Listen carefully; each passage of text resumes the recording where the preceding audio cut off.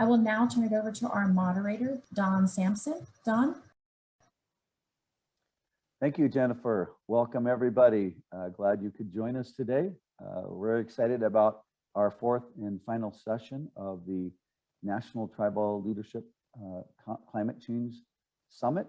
Welcome, everybody from all over. We have nearly 800 registrants here today from all across the country, and we can see all you folks signing in from wherever you're from.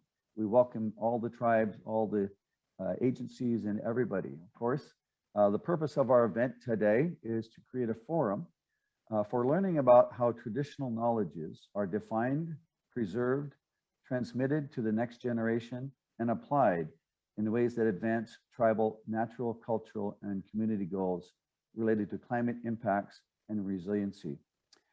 Today, we want to explore how the current movement to create a more just and equitable climate response can advance tribal priorities for recognition of tribal sovereignty, self-governance, co-management, and honoring treaty rights.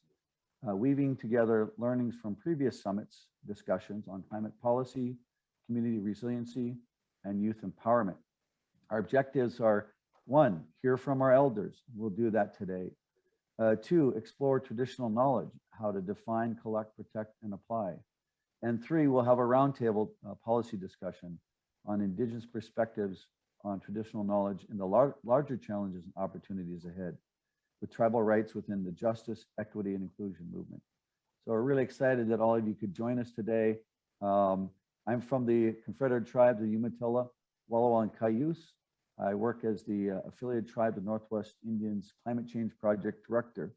And as customary, we always begin our sessions with an invocation. And today we're very honored that we could have a special guest, Melinda Arvizo Siaco. She is from the Navajo Nation, was born and raised on Navajo Reservation, and received her undergraduate degree in American Indian Studies with a minor in sociology at Fort Lewis College in Durango, Colorado. Melinda resides within the Eastern Agency of the Navajo Nation with her family. Melinda was appointed by the President of the Navajo Nation from 2015 to 2020 to represent the Navajo Nation in the oversight and management of the Colorado River, Grand Canyon's natural and cultural resources on behalf of the Navajo Nation. Melinda also currently is serving on the Navajo Nation Climate Change Work Group. The combination of Melinda's work experience, formal academic education, and lifelong knowledge and experience as a traditional Dene woman, including fluency in Dene language and in-depth exposure to Navajo teachings and worldview, has assisted in the successful endeavors for her achievements. She currently is positioned at the Office of the Speaker for the 24th Navajo Nation Council as a legislative assistant policy advisor to the Speaker of the Navajo Nation Council. Our friends, we welcome so much this prayer from Melinda. Thank you so much, Melinda, for joining us. Good morning. Can you hear me? Yes, we can, Melinda.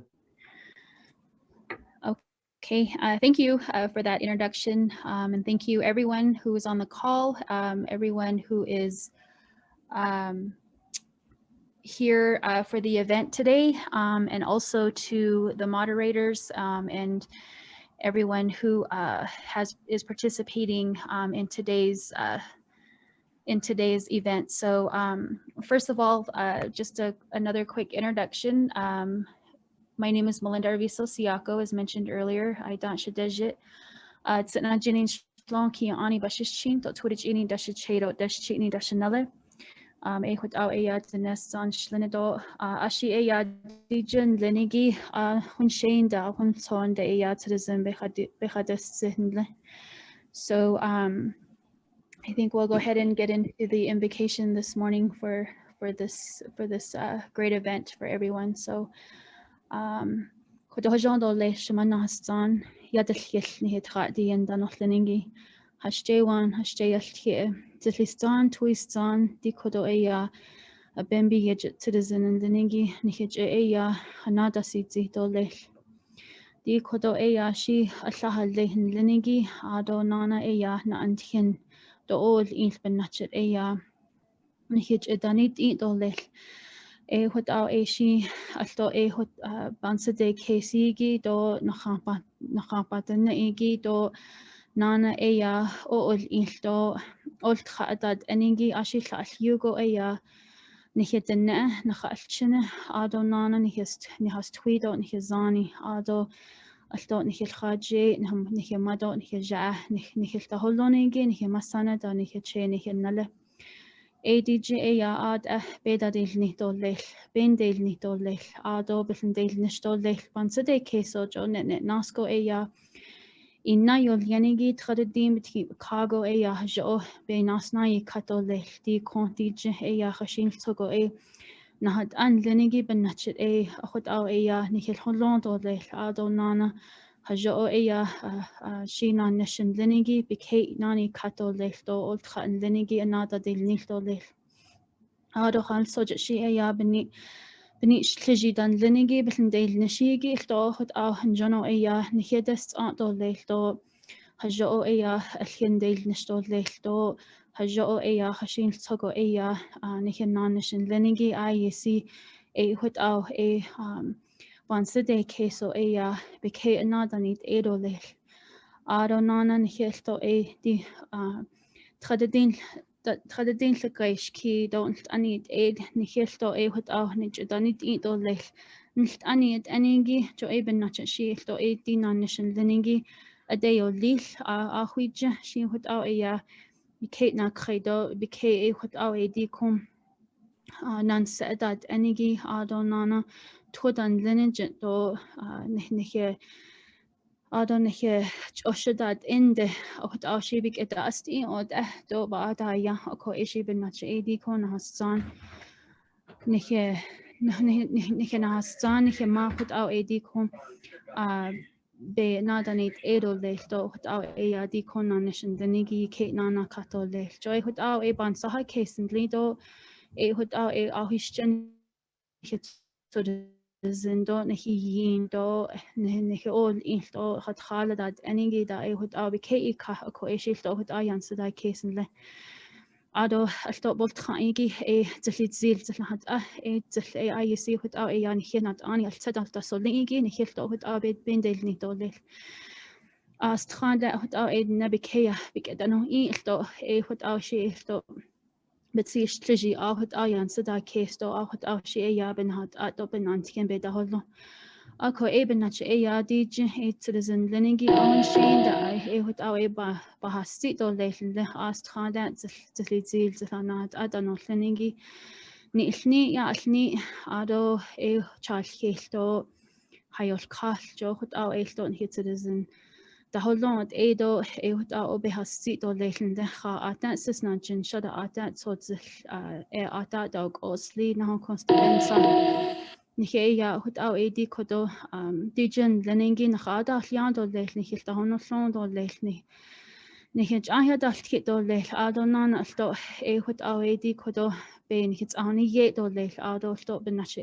jono yo ne dojo bat benache shel to di konti jen leningi na ne she hot au ada do lilto de do lilto da dil nil jo hot au di kodo citizen leningi be hasti do lelne hojon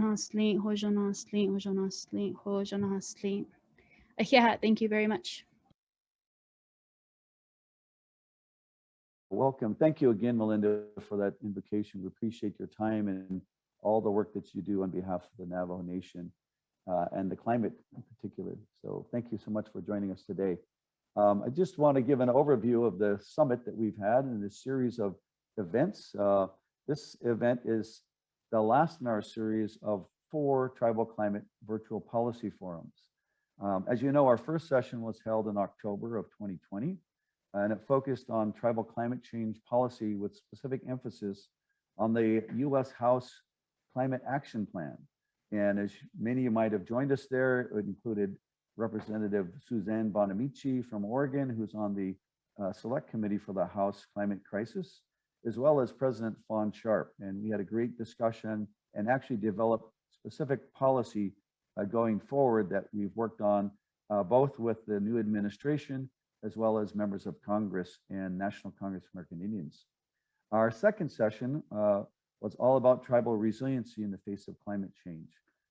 And of course, as you might recall, we had Secretary Deb Haaland talk about some of the work that she sees going forward with the new Biden administration. Our third session focused on empowering youth in climate action. We had a tremendous youth leadership that came from across the country to talk about how they're working to advance and engage youth and empower youth in the climate movement. It included people like Sam Schimmel, Coral Avery, and Daniel Wildcat.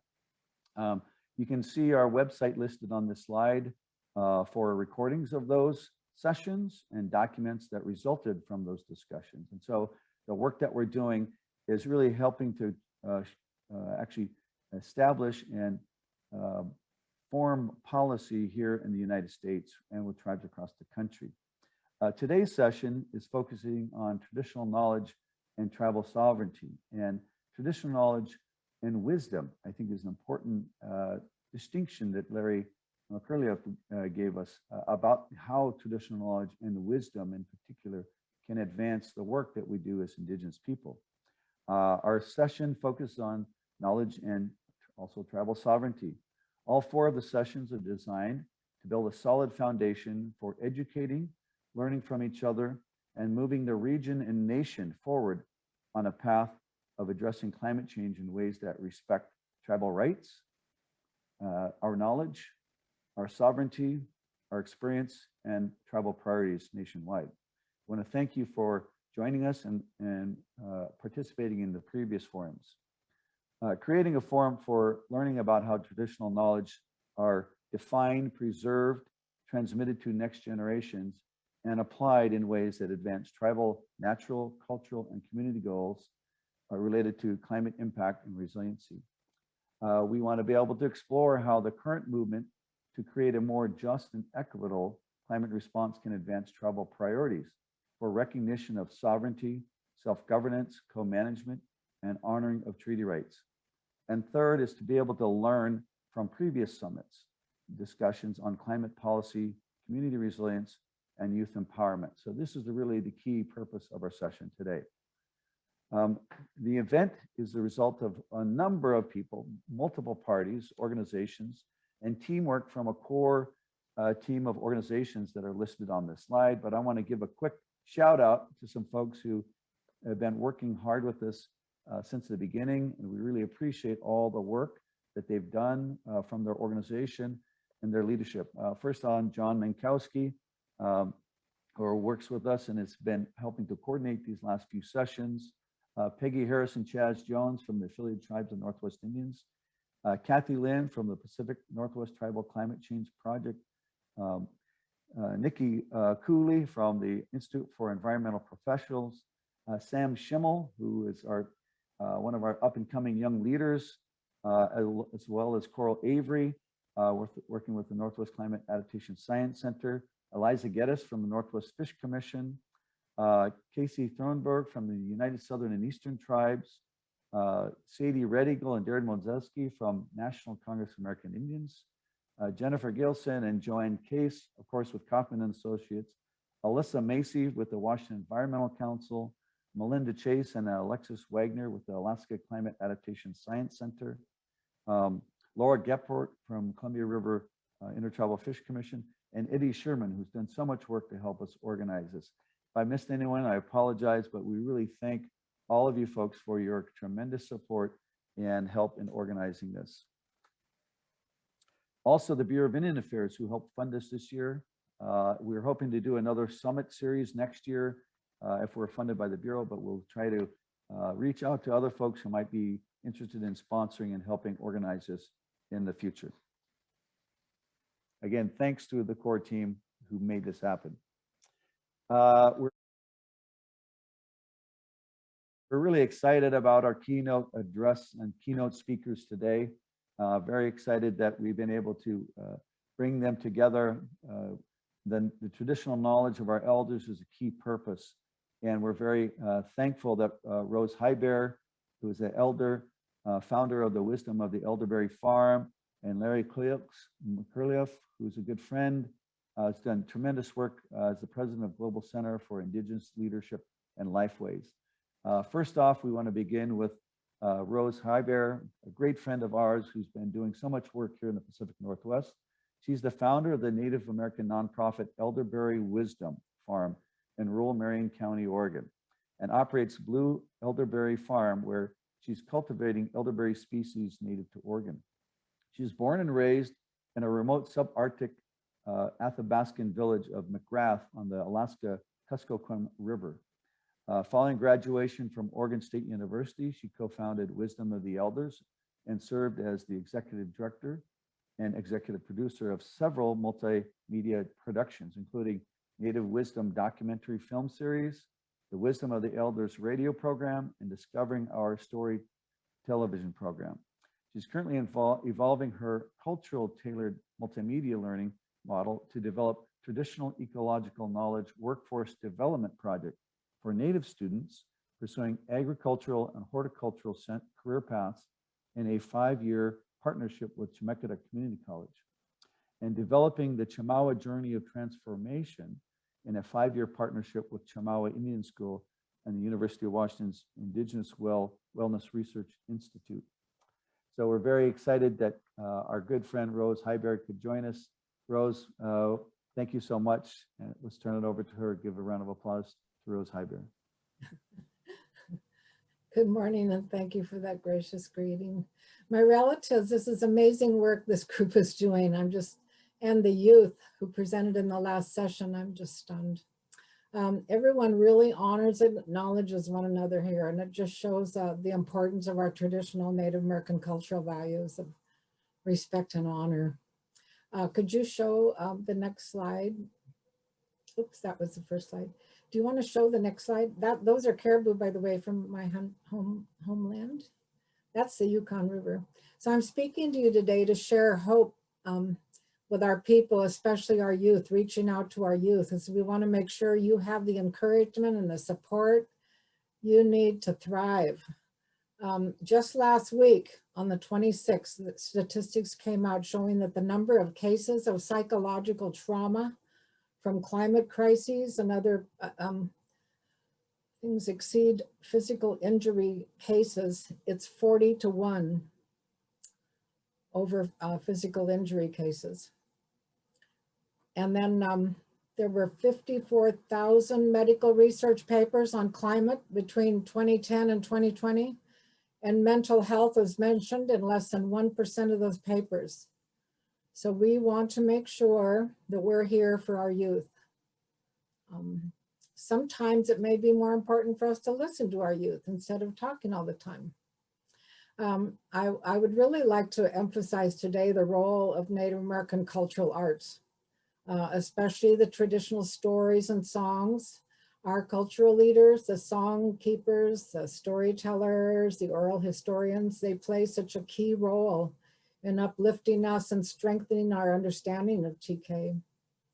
So I just have to mention some amazing documentaries like from NAU just this week in the United Nations about traditional first foods restoration. And it really highlights our habitat restoration specialists, our fire ecologists, farmers, ethnobotanists that are all restoring our landscape, our sacred landscapes in this day. So I will probably, if I have time, say a few words about the importance of our spirituality and how key our spiritual leaders are to us. They bring greater meaning into our lives. And then if there's time, I'll update you on our 2 projects at Elderberry Wisdom Farm. So do you want to share the next slide, please? Traditional stories. I want to speak about our traditional stories. It's important to restore them and to tell them that have been passed down from our ancestors. They have tremendous power, and they give us rich understanding about our ancestry and our traditions, especially the creation stories. You may have heard me tell the creation story of the caribou who came to the people at a time of starvation.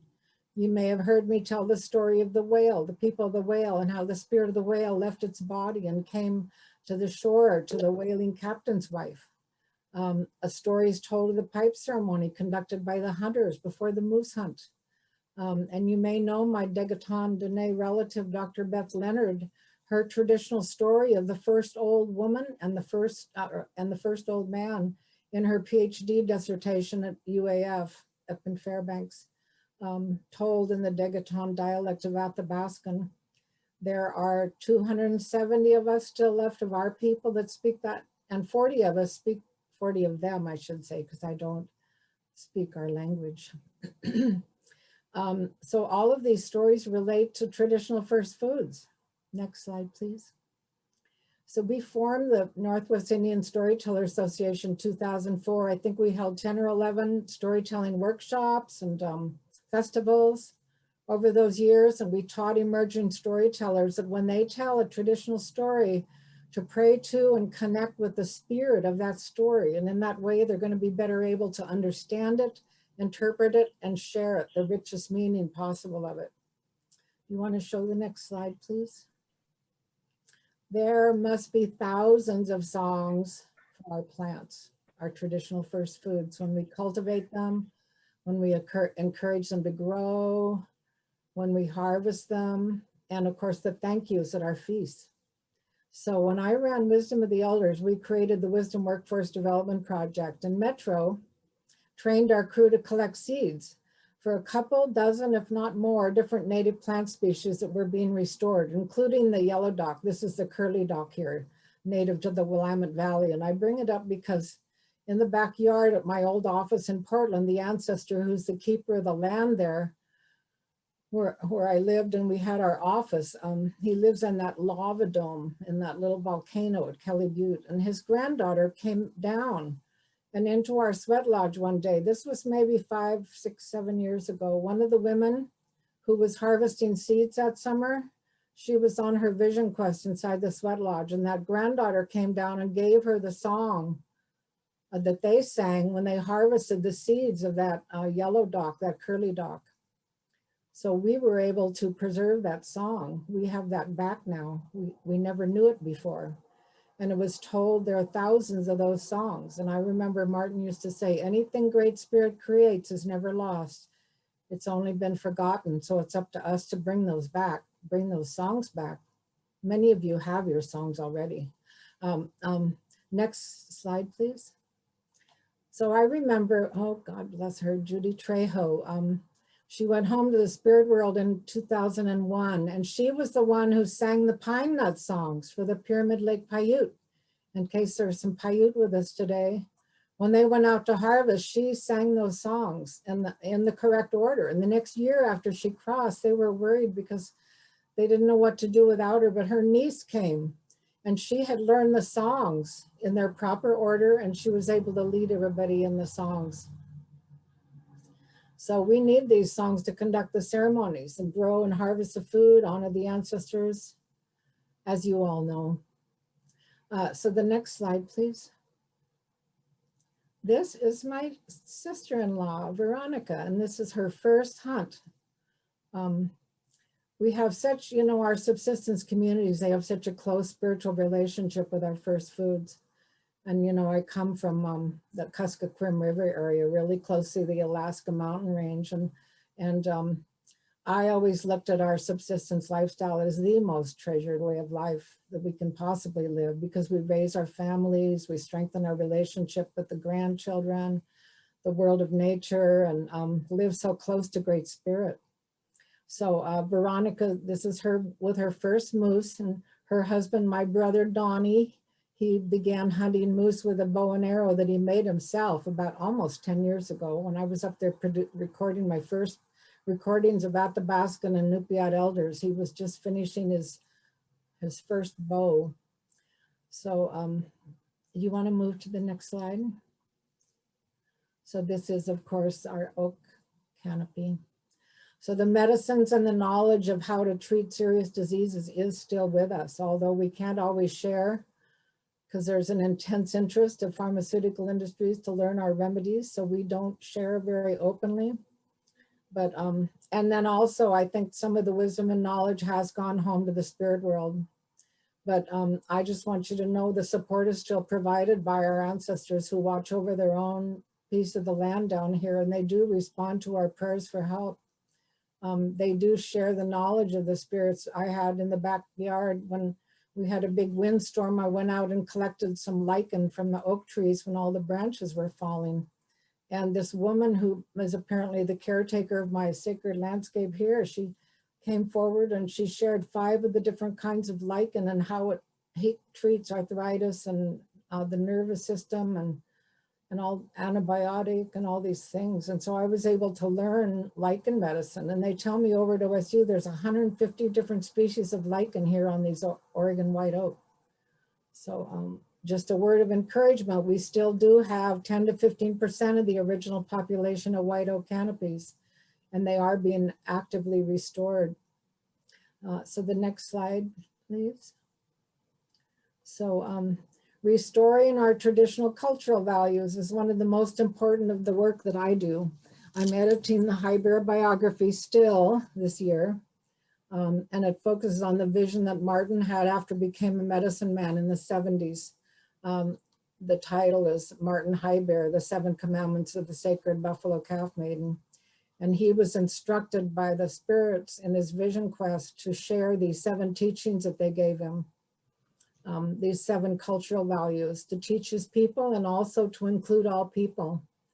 So in the process, he transitioned from that little boy that used to beat up white kids, transitioned himself into an elder that respected and including people of all colors. In fact, his open sharing caused him to be blackballed by the Lakota Medicine Man Society back in the 1990s. It was deeply hurtful to him, but he did follow his instructions and he did teach all people. And he doctored all people when he was asked. Next slide, please. So Martin tells him a story of when he was 5 years old, and it was 1924. And the elders that had gathered at his grandfather's settlement, they had a big, long gathering, and they shared with little Martin that he would someday be saving the people. They were deeply troubled in those days. Can't go into all the details at this time, but they were deeply troubled, and they turned to him and told him someday he would be saving the people. And he was confused. He didn't know what they were talking about or how he was going to do that. He was only 5 years old. So what he did is he pictured himself riding up on a horse like John Wayne and just riding up on a horse, and then he would save the people like he saw in the Western movies. And that's how he thought it would work. But 50 years later, when he became a medicine man, he realized that he was helping to restore the spirituality of his people, to bring back the pipe, bring back the ceremonies like the Sundance. And then he was instructed to share those 7 cultural values with the people wherever he went. And I mention this story at this point because it teaches us that we really need to help our young people with their visions so they understand their gifts. We can remind our youth that, their inherent spirituality will guide them to understand their visions as they go through life. But it is our young who are going to assume the role of transforming the world that we live in today back into that ecosystem that we're all praying and striving for. Next slide, please. So I want to talk about all of us and the fact that we are all restoring our spirituality and all in our own ways. This is a very private conversation that we just have with Great Spirit, but I just want to bring it up today briefly and talk about the fact that much of my message today relates to the importance of sharing our spirituality with our grandchildren. We could be more open about our spirituality. It's an essential part of our connection with the world of nature and its wisdom and knowledge. Our ceremonies are needed. Even the ones that have disappeared, we need to restore them. And I mentioned my late husband's biography, but it tells in 1883, and you all know this story, when they made it illegal for us to practice our ceremonies. They murdered our medicine man, or they put him in prison if they were caught doing ceremony. They cut off their government commodities, which is almost the same as a death sentence to some of them. It became legal again in 1978, but many people had stopped talking about their ceremonies to their grandchildren. Some had stopped practicing them. Some had forgotten them, especially those who became part of the relocation era. So we hold this spirituality sometimes very close to our chest in fear that if we mention it in the wrong places, we'll be doing something wrong. But Will our youth discover their own spirituality without our help? That's what we have to ask ourselves. They do need our help, at least our encouragement. And so I'm just very grateful that some of the tribes have kept their ceremonies so intact. You know, others are restoring ceremonies. So we need that connection to the spirit world to do our work, to understand TEK. I need it in my work. I didn't create these projects. I'm just developing my assignments. I mean, I'm giving these instructions from the spirit world to do this work. And, you know, at 76 years old, I'm still doing my very best to work as hard as I can to fulfill the things they've asked of me. And right now, I'm developing our learning model for Native students.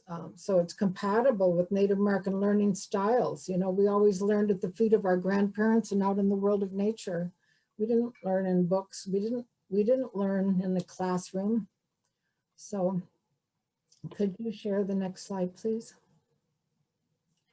So there is the native species of blue elderberry. So I was told 8 or 10 years ago to move out of the city, move out of Portland. I was told I was going to be forming an intentional Native American farm community where we can practice our own cultural values and develop our own businesses, horticulture businesses or native plant nurseries or organic farm operations. And in so doing, we can support our families in a culture where we belong. So we formed Wisdom of the Elderberry Farm.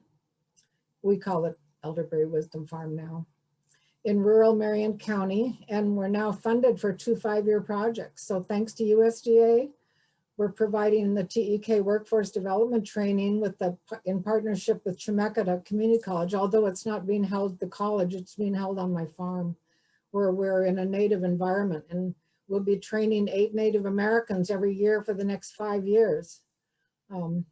We're adapting our culturally tailored learning model to the needs of a cohort. The interns will be paid to pursue their career pathways. Hopefully there'll be some micro enterprises. And the first cohort of 8 Native Americans will become mentors to future cohorts in years 2, 3, 5. So that's 8 times 5, that's 40 Native people that are going to learn their career pathways, hopefully help us to restore this world that we know. So by the way, we're recruiting another TEK educators, and I hope you can all go to our website, elderberrywisdom.org. I got a position description up there, and we're looking for a crew leader. So if you sign up for our newsletter, you're going to get announcements shortly about when we start to recruit the first 8 Native interns who start their internships this fall through Chemeketa. The next slide, please. I hope I'm not running out of time here. I'm just about done. So we did achieve a 5-year partnership with the Indigenous Wellness Research Institute at University of Washington. We're working with 350 Native high school students at Chemaui Indian School. You know, that's the oldest Indian boarding school west of the Mississippi River. So I am recruiting 2 Native educators for that. They're going to be teaching in the classroom with certified teachers, so they don't have to have their teaching certificates. We're providing a Native learning model that's compatible with their learning styles. We're recruiting a filmmaker because we're still doing video. And so, you know, like I said, if you go to our website, we will have announcements as we're able to get them up later this summer. That project starts and it'll run for 5 years. So could you show the last slide, please? So, yeah. So this is the end. There's my contact information. There's our website. And, you know, I produced 6 climate documentaries, but it was very hard. We never had enough money, but we managed somehow to do it. So I'm not planning on doing another film series, but I do plan to have my filmmakers help to train Native youth in filmmaking, because I think that the ones that need to have the cameras are our youth. And I'm hoping that the future funds will come for us to be able to do that for them. So in their own communities, with their own grandparents or aunties and natural resource directors, all the elders and storytellers, that we can do this training, this video production training, make it easier so that it doesn't have to take hours and hours and hours to do post-production work. We think they're capable of producing some very high quality films. So I really look forward to future years working with our future award-winning filmmakers. So Thank you, Rose, so much for your amazing words and the amazing work. We're so honored that you could join us today. And I know you've got so much more work to do. Yeah, and so on behalf of the affiliate tribes and all of us here listening in, we appreciate everything you've done. Give her a round of applause, folks. Thank you so much, Rose. Appreciate it.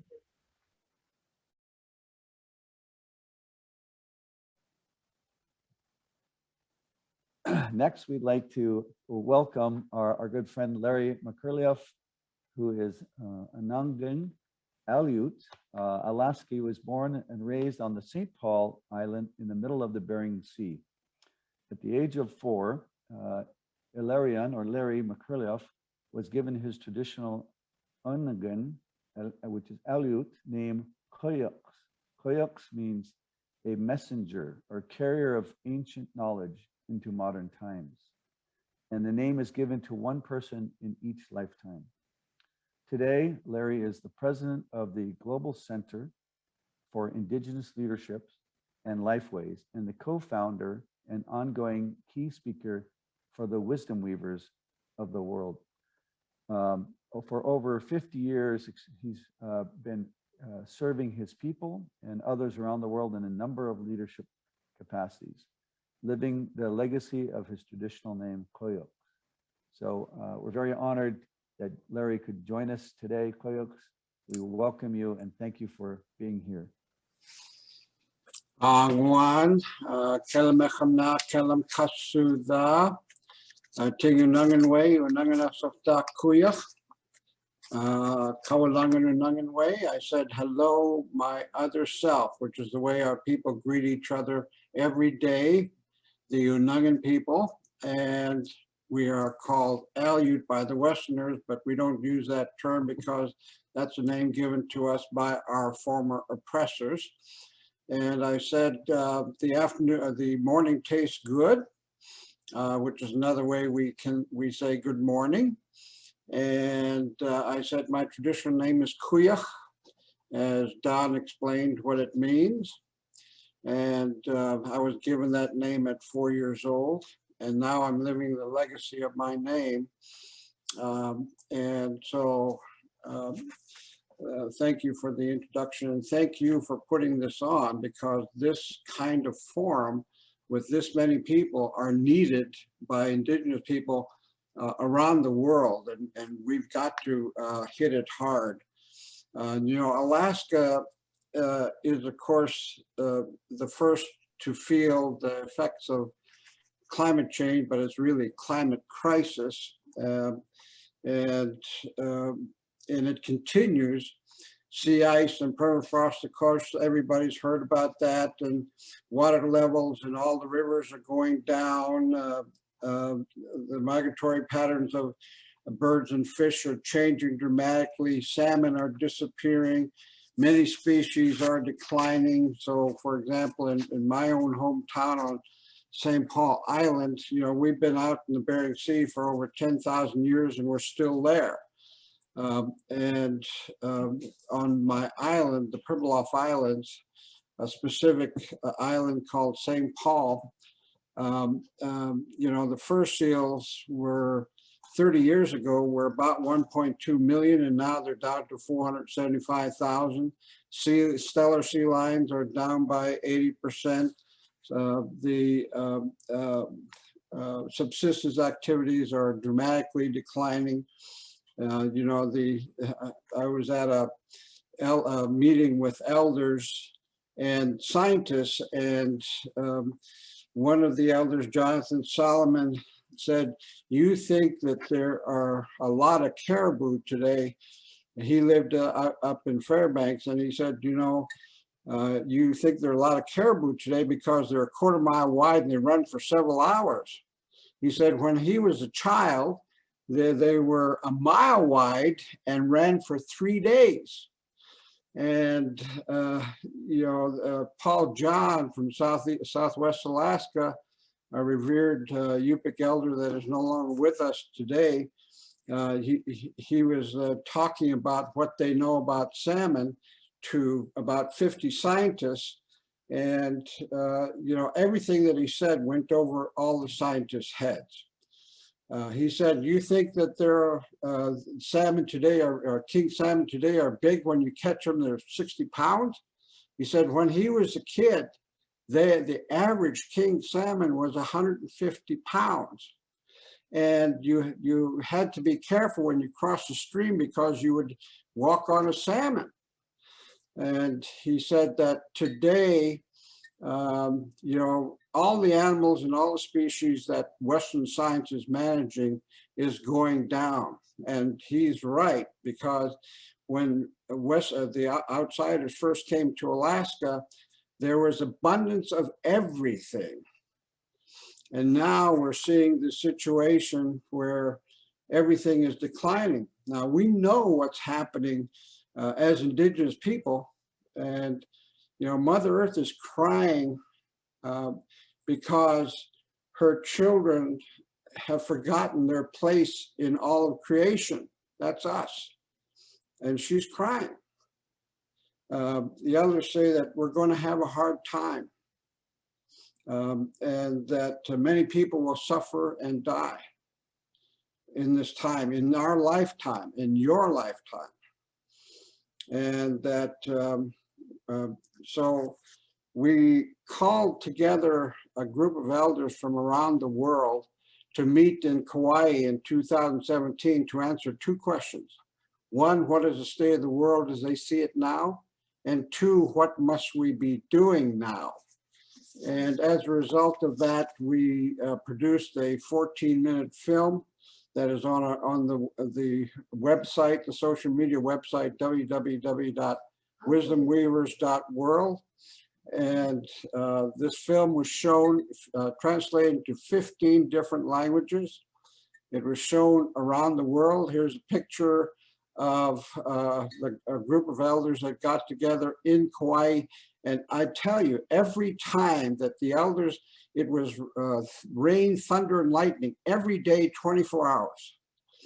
And until the elders would go out and do ceremony. And as soon as the ceremony was done, it would be rain, thunder, and lightning again. That was the way it was for the entire time that we were there. And, you know, the film that is produced was shown to 80,000 people saw that film. And the elders asked us to continue doing this. These are the messages. It contains the messages of all the elders about what our situation is now, but from a positive standpoint. And the elders are saying that what we must do now, the most unselfish thing that we can do now, is to heal ourselves. Because what's happening to Mother Earth has survived for billions of years. She's going to survive for billions more. It's a question about whether or not we humans are going to survive, and it's going to be decided by everyone on Mother Earth at this time. It's not going to be the next generation after all of us. It's us. And we have this responsibility to do what is necessary to go back to our niche. And, you know, even Einstein said, we can't solve the problem with the same consciousness that created the problems. But that's exactly what we're doing with all the issues that we're facing as human beings. You know, political corruption, social injustices, the horrible treatment of women around the world, the refugees, the suicides, the murders, blah, blah, blah, that there are good people of good heart that are focused on these issues to try to stop it. But the elders are saying that we must, what we choose to focus on becomes our reality. and that we are energy beings. And if we take our mental, physical, and spiritual energies and put it into stopping something in reaction to what somebody else has done, it only feeds that thing that we're trying to stop. You know, people have been praying for the end of wars for thousands of years, but yet it's increasing. You know, all these issues are increasing, not decreasing. Environmentally, there are hundreds or thousands more environmental organizations in existence today than there were 30 years ago. But yet Mother Earth's life support systems are coming to the edge. Why? No one asks why. And that, you know, we have to pay attention to what we are doing. We are slipping. You know, the elders are saying that we need to change our consciousness now. We need it now. We don't have much time. Business as usual is not going to work. And that, you know, I chaired the Indigenous Knowledge Sessions for the Global Summit on Climate Change. And it was a worldwide event with 80 Indigenous people from 80 nations, Indigenous people. And they said, one, we don't have climate change, we have climate crisis. Two, that governments are not going to act fast enough. We have to depend on ourselves. And so this was a message from all of the Indigenous people around the world, that you know, we must have the courage to change our consciousness from the mind to the heart. Traditionally, the heart used to tell the mind what to do, and the mind's job was to implement that which your heart is telling you. And now we reversed it. The heart is telling the mind is telling the heart what to do. And therefore we have this mess that we have in the world. We have to reverse it again. And we must do a series of things. We must listen to the original instructions that we were all given. And people, you know, forget that we were given the instructions on how to live and conduct ourselves culturally, spiritually, emotionally, etc., around the world. And so that's number one. We must listen to the elders that understand these things. They're humble people. They don't brag about themselves or make themselves known or sell themselves. They just know, and they sit there quietly waiting for young people to come talk to them. Now, we must restore our cultures. We must conduct ceremony. The ceremonies, you know, we only talk about the surface meaning of ceremonies, but ceremonies like this picture shows in Hawaii has real power, more than what we think it can give, but it has real power. When we pray for others, pray for Mother Earth, pray for all existence, give thanks to the Creator for everything that we receive, that kind of prayer is listened to. You know, people today, they pray to God like it's something like God is a Santa Claus. You know, give me this, give me that, please, you know, heal so-and-so. And, you know, it's good that people pray, but we Native peoples only give thanks and gratitude because we receive everything that we need. We have everything that we need. And, you know, Mother Earth, during this pandemic that we all faced, the whole world slowed down. And what happened was the animals were showing up in places where people would go, and they're not there anymore, so they go. The animals go. And you could see the Himalayas from India for the first time in 30 years. The ozone layer above the Arctic healed. Mother Earth was showing us how quickly she can heal herself if we do the right thing, and that we cannot offer the world that which we do not have. If you want love, more love in the world, you have to become love. Become love, not act love, not do love, become love. If you want peace in the world, you must become peace. You must become the very thing that you are seeking. And only these things, you know, the Hopi and Maori, they say, let go of the sides of the riverbank, move towards the center, find those who have done the same and celebrate. What that means is let go of the sides of the riverbank means letting go of all of your attachments. And one of the attachments is money. Let go.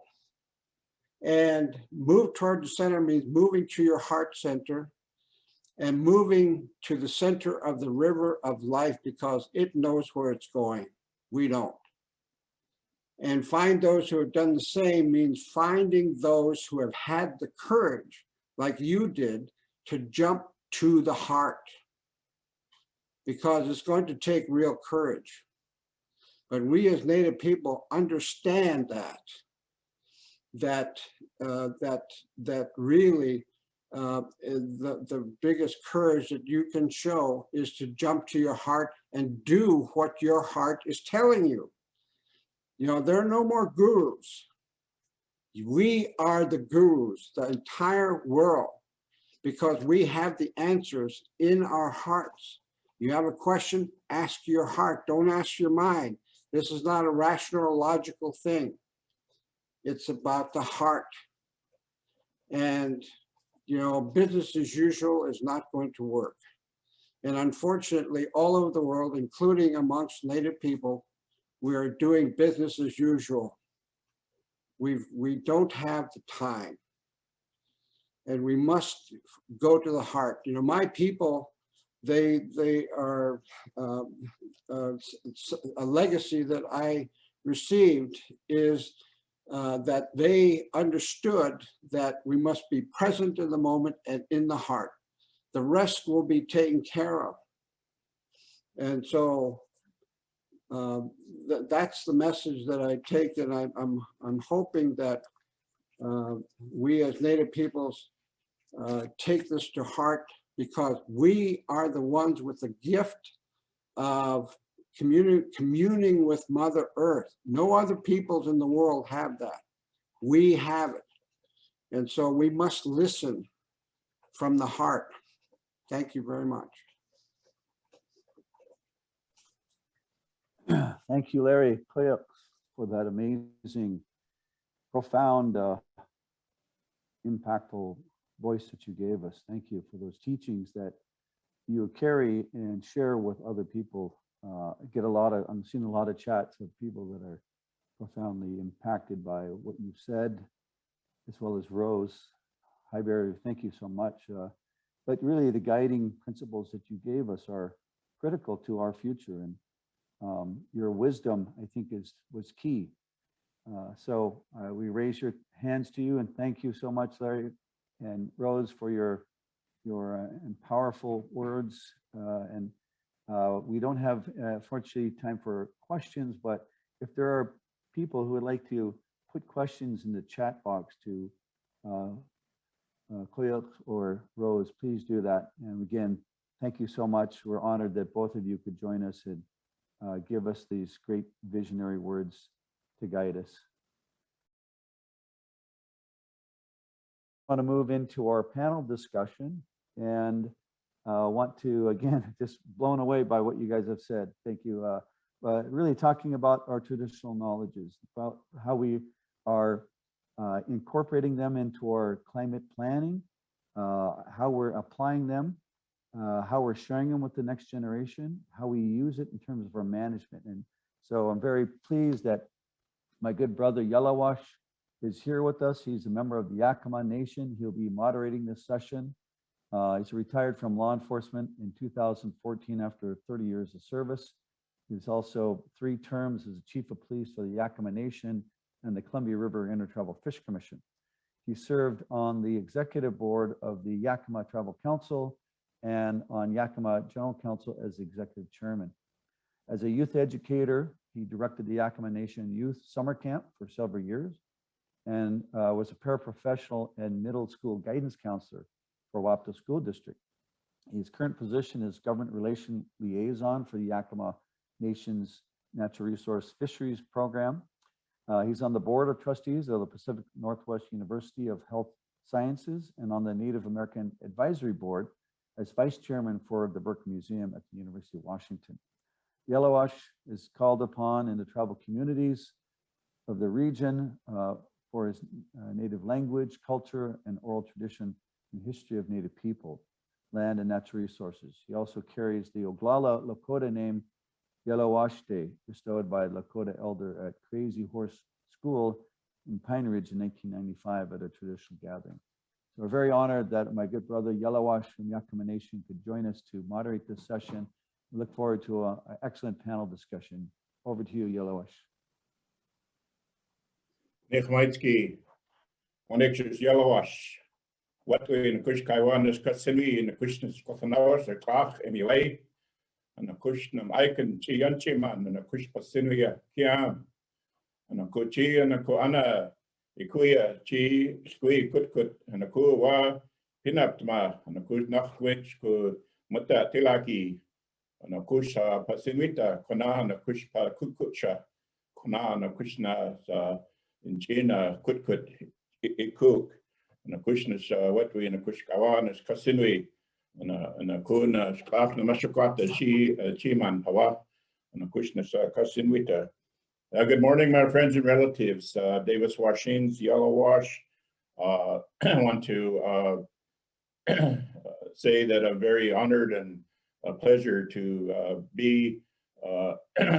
run this next panel for this climate change summit. And I just want to congratulate the Core Summit team for having our first 4 presenters. And since we now are in the baseball season, you all have hit a home run, Don and John, with these first panel presenters. And so we're going to come through Indian country this morning on the West Coast, and we're going to go and provide some information on traditional knowledges about protection, ownership, the application of traditional knowledge, the sharing with the next generations. And we want to highlight the different aspects of traditional knowledge in a diverse and array of communities, and also in the different methods that are going to be presented. So we want to provide those examples to you this morning of gathering and sharing the traditional knowledges. And also we will have aspects on what was learned about the gathering and sharing of traditional knowledges based on their presentations. After each panelist provides their opening comments, we may have time for questions, time permitting. But at the end, once the 4 have given their presentation, we will move to the roundtable discussion. And I want to acknowledge our 2 elders that just spoke. As we move to the roundtable, they have set the table for us today by their presentation, by their message, Rose and Kuya. So we want to thank them for opening up today's summit. And with that, we'll move on to introductions of the panel members. We're going to start in California with our first presenter. Leading off of our panel team is Joe Hostler. He's a Toloa, Yurok, and Kurok descendant. He's a member of the Grand Ronde tribe. He is an environmental protection specialist with the Yurok Tribal Environmental Program, and he's located in the extreme northwest of California. He is a traditional cultural practitioner, indigenous scientist, and an eager student of traditional ecological knowledge. Joe manages the YTEP's air quality program and assists with culture burning, tribal climate change, adaptation planning and research, and contributing to the Yurok tribe's land restoration activities. And Joe takes pride in gathering knowledge from tribal elders and passing his knowledge on to the tribal youth. And that will be our first presenter. Our next presenter, I want to introduce Winix Red Elk. She is a public outreach and education specialist for the Confederated Tribes of the Umatilla Indian Reservation's Department of Natural Resources. Winix coordinates and implements first food-related educational presentations, activities, and events for DNR's water resources, fisheries, wildlife, ag range, and forestry. First food policy and cultural resource protection programs. Winix has over 16 years experience in natural resources. As a young adult, she worked for the Earth Conservation Corps, Salmon Corps branch, restoring and revitalizing plant and salmon habitats, watersheds, and native vegetation to its natural habitat, to stabilize fish populations and reintroduce wild salmon stock back into the watershed areas. Winix has learned about her culture and tribal traditions from the time of birth. She has successfully taught over 225 cultural classes consisting of beading, tule making, traditional food gathering and preparation, quill working, sewing, and other forms of traditional arts. In the last 6 years, she has provided over 500 first food-related presentations on behalf of the Umatilla Confederated Tribes DNR First Food Management Practices, educating over 40,000 people on her tribe's restoration efforts through the ceded territories and beyond. Our third presenter this afternoon, or this morning, Linda Sampson. She's a traditional food gatherer for the Walulapum. She is the daughter of the late Atwai Chief Carl D. Sampson, Pio Pio Mux Mux, and Arlita Sampson. Her life, the past 20 years, has been devoted to learning and gathering, sharing the life cycles of our first foods. She's enrolled of the Confederated Tribes of the Umatilla Indian Reservation and has worked with their children for the past 20 years. She strives to keep them engaged, participating, and gathering their traditional foods, songs, languages, and our way of life. Linda is a teacher with a passion to show and share her traditional knowledge with those who wish to learn about our beautiful way of life given to us by the Creator. Our final presenter this morning is Alexis Wagner. Alexis is from the Metlakatla Indian community in Southeast Alaska. She's currently located in Colorado, working as a BIA Pathways intern in a joint internship with the BIA's Alaska Region's Tribal Resilience Program and the Alaska Climate Adaptation Science Center. She's also a graduate student at the University of Washington, completing a Master's of Infrastructure Planning and Management with a focus on climate change and resilient communities. And she has been a youth representative and youth leader for this year's Climate Summit. So this is our lineup this morning on the panel for the traditional knowledges. And so at this time, it's my great honor to turn this over to Mr. Joe Hostler.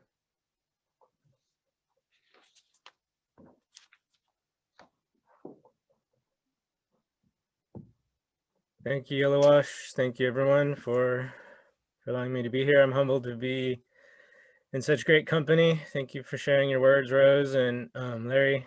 It's been a long time since I've heard such good words, and it's really nice to hear these words again. It helps remind me of what we're here to do, not just this day-to-day stuff, but what are we really here to do in our lives and our purposes. So helps refresh me, and hopefully I can do a good job too. So thank you guys. And Ayukui now Joe Hostler. I try to go through some tips, some things to share that I've worked on. I work for the Yurok Tribe Environmental Program, where as Yellowwash said, we're in the Redwood Forest. I work for the Yurok Tribe. We are the lower 47 miles of the Klamath River. And so next slide, please. I wanted to share some ideas, some things that I've worked on, that me and my coworkers have worked on at the Yurok Tribe, and dealing with climate change. We, like all other tribes, are witnessing, and seeing all the dramatic changes that are happening to our environment. For us, we realize that things are changing rapidly, and how can we adapt to these? How can we survive these changes? And so some of the things we've had a process of dealing with how do we address climate change within the tribal government, me as a staff person and being a planner, how do we try to get the tribe prepared and get the people thinking about what can we do to how can we survive these changes, but what knowledge have we used throughout time? We've been here for thousands of years, and we're highly adaptable people. So how have we been able to survive these changes in the past? And so talking with some of our elders, I've had some different projects. They've all kind of fit together as a puzzle. But one of the things I wanted to share with you guys was just a process that we used. And so in talking with some of our elders, I went and talked to a number of them. And we have an elder committee. And when I brought this up about them, like, well, what do we need to do about climate change and our traditional knowledge? And so as more outsiders get more interest in our traditional knowledge, and as more academics, more government people, other people have interest in our knowledge, how do we protect the information that is important to us, but then also how do we use it for our own use? How do we use these words, these teachings, our knowledge about our environment, our plants, our animals, our territories, and how do we do this in a good way? And so a lot of my elders said, we got to be careful. We got to remember that intellectual, we just call it intellectual property, but it's just responsibilities that a knowledge carrier carries these teachings with responsibility. And so when you share with things, you have to carry that in a responsible and respectful way. So I consulted with the culture committee, and one of the ways we came up with was next slide. As we came into trying to, how do we protect the information? So the bureaucrat and me kind of thing, we talked with our legal department, and the way that one of many ways to go about it, but one way we went with was with contracts. And so when I did an elder interview, just food for thought, it may work for your tribe, may not, but we worked out these contracts. And so the idea was to retain their intellectual property, so that the knowledge holders retain their information for themselves, for their families, but also for the tribe. So it's kind of a lot of moving parts. There's the outside world, and there's also the inside world within the tribe, I guess. And so we try to just to respect their wishes, what they wanted their words to be used for. I consulted with them and asked them, like, hey, you're sharing these information, what do you want this to be used for? So a lot of them had stipulations, like, if you want to use this information for other plans, other information within the tribe, come talk to me or my family and just make sure that's okay with us. And so I don't have a whole lot of time, but I guess we just consult with our tribal council many times, consult with our committees. We have advisory committees. We can consult with them many times and get direction from them. Kind of one of my kind of real fast lessons, I guess, was one of my teachers as we went on early on our process about this. This was we had droughts going on 5-6 years ago, and we're still in a drought. But as we were realizing, like, changes were happening, we had drinking water places that were going dry for the first time, and families' memories. Our village sites were losing water for the first times, and things were, these things were uneasy for people. And so when I was asking one of our elders, like, how do we deal with this stuff? And he said, worry about the water. Water is life. So if we focus on water, then the rest will fall in place. And so it was just really profound. Help us, that cultural knowledge helped base us into how do we go about planning? How do we go about preparing for this as a tribal government?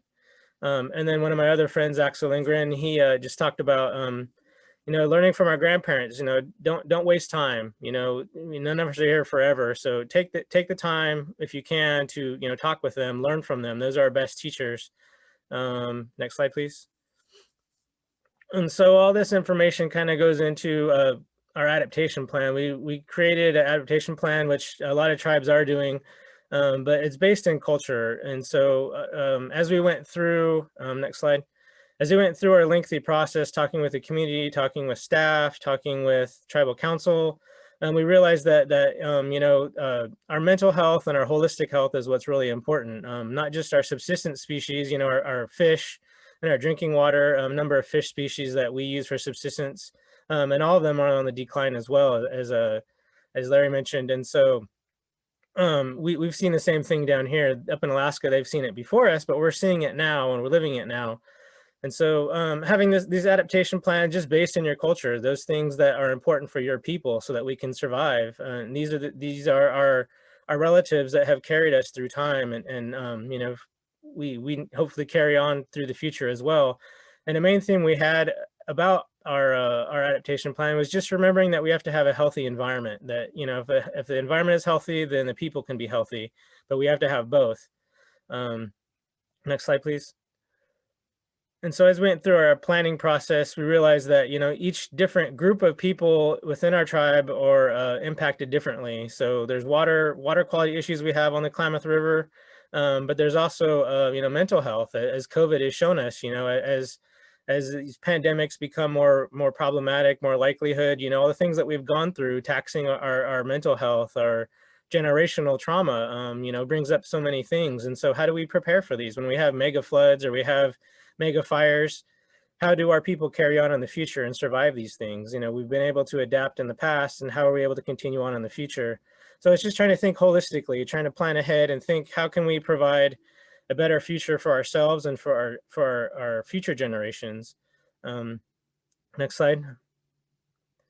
And then kind of just, I don't have a whole lot of time, but I want to shift into just a couple other tools that beyond the tribe I work for. Beyond the tribe that I work for, we also, I'm part of a group, a number of are in this call as well, about a tool, guidelines for considering traditional knowledges and climate change initiatives. It's a very lengthy document, but I really recommend people that want to learn about different ideas that tribes can use, that outsiders can use, so academics, universities, government agencies. How can you approach tribes? How can we agree on what's shareable, what's not shareable? One of the things is just being proactive and being cautious. Couple of the principles from this document. It's a very lengthy document, but I ask that you guys look it up. And we just recognize that we don't want to cause any harm. The work that we do, we want it to be in a good way. We don't want to have regrets as we share things that may be too sensitive. Some things are shareable, some things are not. And then just also recognize that we use the free, prior, and informed consent. And so that's beforehand asking the tribes, getting their consent. That's an actual yes. And actually agreeing that that's the process that we want to go about. There's many people who know this much better than myself, but I really encourage you guys to look it up as you go through down your path for this. And one last slide, please. Is another tool is the Tribal Climate Adaptation Guidebook. I recommend you look this up as well. It's a lengthy document, but it's kind of a roadmap for tribes to, if you want to go about doing your adaptation planning. It has a number of steps, but they did a pretty good job at weaving in traditional knowledge protections. And so it has these benchmarks and guides, questions to ask yourself along the process. You know, are you going about in a way that protects sensitive information? And so it's kind of a whirlwind tour, but I'm happy we'll have time for questions afterward. Thank you very much. Thank you, Joe. And again, congratulations on the work that you're doing there at Europe. And I know at the Yakima Nation, we also went down the same path of developing an adaptation plan project. So these are very worthwhile. And but I did have some questions for you, but you answered some of them, but maybe I have some left for the roundtable. And so thank you, Joe, once again. And now we'll move on to our next presenter, Lennox Red Elk. She is the Public Outreach and Education Specialist for the Confederated Tribes of the Umatilla Indian Reservations Department of Natural Resources. So I'll turn it over to Ms. Red Elk.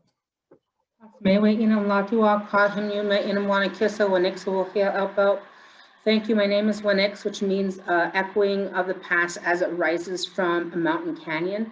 Today, I'm going to kind of go over the approach that the Confederated Tribes of Umatilla has taken to develop our first foods management framework approach and to be responsive to our community and their request for restoring our first foods for a sustainable areas so they'd be able to access and harvest them, and how we are looking at those cultural resources and managing them. For the last 13 years, DNR has really been working forward in implementing their approach that we have created. In 2006, our director looked at encompassing our traditional tamanwa, which is nature's first law, the law of the land, and how the foods first came forward and gave themselves, and looking at the reciprocity between humans and the environment and how it's reinforced by the creation belief, and looking at the ceremonial ritual we do in our longhouse of the serving order and the importance of that, and how it's culturally significant to the food. And in doing that, just taking that first foods story and looking at the foundations of how the foods came forward when the creator was preparing the earth, and how the water is the first of all living things, and the salmon came forth and gave his body to the people. And then after all the aquatics, it was the yamish, the deer, and then the roots and the berries, and how in this order we had secured that relationship between one another, and how we are responsible for one another, and we are the voice for those foods when they are no longer able to take care of themselves, and how we are connected to those. We have created a department mission and structure that organizes that approach, which the way we put it in context is we created the mission to state that to protect and restore and enhance the tribe's first food, which is chush, water, nusach, salmon, yamish, deer, chaush, the biscuit root, and wiwinu, the huckleberry, for the perpetual cultural, economic, and sovereign benefits of the tribe. We accomplish this by looking at our indigenous traditional ecological knowledge and the cultural knowledge and science to inform two things, at looking at population and habitat management goals and actions, and natural resource policies and regulatory mechanisms, which was the best thing to do, because when you're looking at those, our tribes have always protected those resources. We have restored them in times where salmon runs were low in certain streams, and our chieftainship from different bands would realize that and see that in different areas. We have an oral tradition that talks about the chieftain in one of our areas up in the higher ridge towards Catherine Creek in Oregon, where they seen that stream was struggling. And so they asked everybody within the area to not fish that stream. And so what they did to help restore that run is they went to another stream that had a teeming run of salmon, and they took the stomach of deer and elk with moss, and they would take the eggs and put that into that moss and put it back into that stomach. And then they would, with water, and they would bring it back over and recreate that red in the river system. Our people have been enhancing and managing our foods across this landscape from time immemorial. It was not just wild and red, and that was the reason why our resources were so prevalent. And even with the effects of climate change, our people are resilient, and it's a good thing that we're looking forward to that, because no matter what happens to us, we are never leaving this land. We're never going to misstep. And so we're looking at how do we do this in a good way by looking at those population and habitat management goals and creating natural resource policies and regulatory mechanisms and how we get there. And so by taking the traditional knowledge of our people, we're twice the managers by putting that together and just using our people as the informants, and then taking that to our scientists and telling them to create those goals around what we have always passed down from traditional knowledge from one traditional knowledge holder to another, and to be able to look at that environmental knowledge that we have always had. When we look at our ceded lands and our traditional use areas, we know that they're threatened by many things that sometimes are uncontrolled by us, such as loss of access, private ownership, and how they shut things down for us not to be able to access areas. And so with climate change, we have smaller areas to be able to go out to access those areas. And so it makes it that much more threatened for us. And how do we work with different owners and landowners to be able to access those areas, looking at the environmental impacts related to climate change, farming, economic, and many other aspects of that and how that comes forward.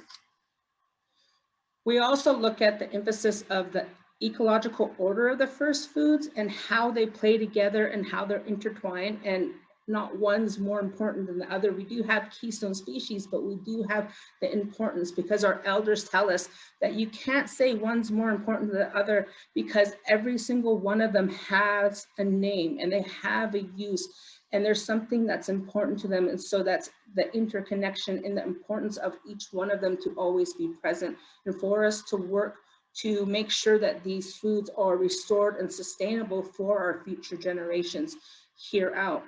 We also look at the spatial identification and the linkages between that serving order and how they play with our treaty, and looking at creating visions for our first foods, such as we look at the different types of ways that we can go out and create a vision of a dynamic river system. And so the Umatilla Confederate Tribes has created a river vision that talks about a dynamic river that's capable of providing first foods that are sustainable to the continuity of the tribe's culture. The vision requires the river that is dynamic and shaped not only by physical and biological processes, but the interaction and interconnections between those processes. And so when we're creating visions, we're like, what does a healthy dynamic river look like? How are we going to manage this in a result that it's resilient and we have something that's functional? And so we have created the 5 touchstones of that, looking at the hydrology, the amount of timing of water, the geomorphology, the connectivity, the riparian and the aquatic biota, and how they all play together within the system. And so another vision that we're working on is the upland vision, and how the interaction is from the top of the mountain system all the way down, because everything flows from top down into our water, and how it's all connected. We have to make sure we're managing from the bottom to the top. And because the top of the mountain system encompasses all our natural resources, that first foods is a complex system where it's talking about the foods, and then it also goes into the medicines and those cultural resources that are all important and how they're interconnected. We are currently working on a climate adaptation plan that will be an extension of the First Foods mission, and looking at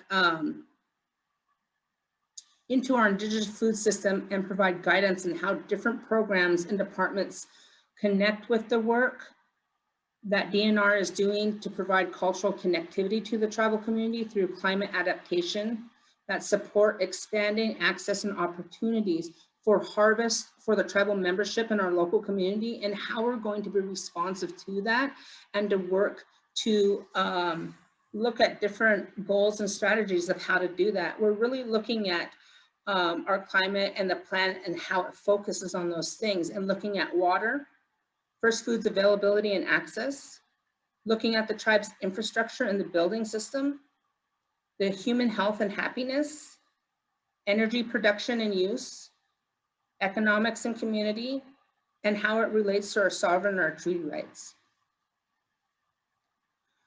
When we look at our ATNI Tokata, our first foods management approach, it has improved intergovernmental and interagency understanding and collaboration through food, human relationship to function in resilient ecosystems, and assist people in making personal and direct connections to the environment.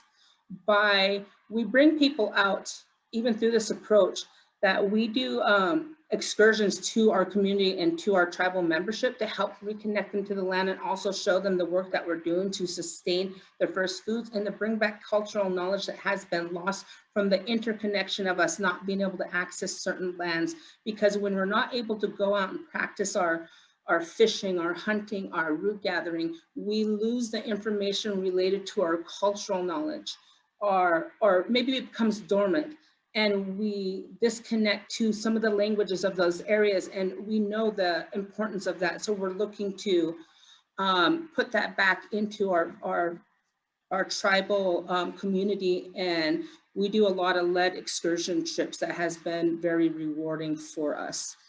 We're also looking at the cultural, economic, and spatial framework for the research, and how that applies to management and restoration goals, and to provide a means for communication from our people and from our scientists, and looking at the values and goals of non-Indigenous agencies and other individuals and how we can educate them to be more responsive to our tribal culture and the importance of us restoring our ecosystems to sustainable levels, and looking at how we do this.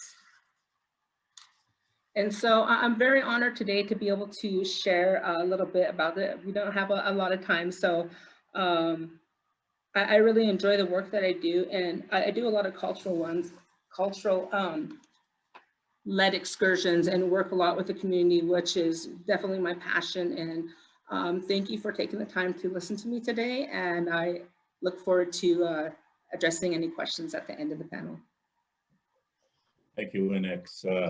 Congratulations again to you, like Joe. You're very, very passionate about your work. And I just want to say, you listed that you have given over 500 first food presentations. So this is 501.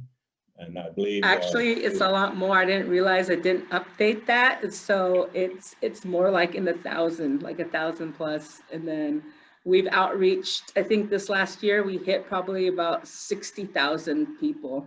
I thought I had my updated bio. I was like, oh, I forgot to. Well, we're quite busy.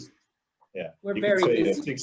60,800, because according to John, we have about 800 participants. That's a conservative attendance today. So good job. Next, it is again an honor and a privilege to introduce our next panelist. She is a traditional food gatherer of the Walulapums. She's the daughter of the late Atwai Chief Carl Sampson, Pio Pio Mox Mox, and Arlita Sampson, Sasakokola. In her life in the past 20 years has been devoted to learning, gathering, and sharing the life cycles of our first foods. And we're going to continue on with the Confederated Tribes of the Umatilla Reservation with Linda Sampson. You're on. Sheikh Pashwai, Sheikh Pamoyanawi, I'm really glad you are all here today. And my English name is Linda Sampson, but my real name is Lawiak. So today I wanted to talk to you about a few things that we do, as our tribe is pretty progressive with our first foods policy as a tribe as a whole. And so what we looked at within education is, what are we going to do to perpetuate that with our children? How do we incorporate that into programs, into our school system? And our biggest start that helped us was when we charter schooled Nikiawe Community School. We were then able to start to look at the way as our education system is being delivered. So when you go to NCS, in the very beginning, we were fortunate to have many elders. And a lot of my language that I have learned has been gifted to me by elders that are gone. And we all know that Azul's knowledge is lost with our elders. We need to be the next, as our elders said before, we need to have the courage to speak up and pick up what they left for us. So only within, say, I've always been just an after school teacher. So for 20 years, I've worked in the education system, and I've been an apprentice. And I am from Nikiawe, and we are 3 bands, the Imatelam, Wilatpu, and the Walulapam. So next slide. We come from a really good place. We want to teach our children, as we look at our vision as a tribe, how are we going to incorporate that to starting at the youngest age for our children? We start that as early as into the Head Start, where they are learning parts of our language. We move it into Sisiwak, Mildred Quimps has moved it into the public school system. We have a good relationship with them, where our language can be taught. COVID, of course, has affected everybody in this year. We've seen that small break. Now we've gone virtual, so you could log on and get a virtual language class with us. So when we look at our title and our original title lands, we don't look at that little small green spot. We look at our actual, what we call our usual and accustomed. When I was fortunate to move into the language program, and it changed my life at that age of 32, 33, the elders told us then that, we have a beautiful life, and to share it always with our children. So that is what I have taken to heart for my career. But also as my father, he would tell us, what is the value of knowing all of the food that live within all those 6.4 million acres. So as a young gatherer, you know, we lost our elders quickly.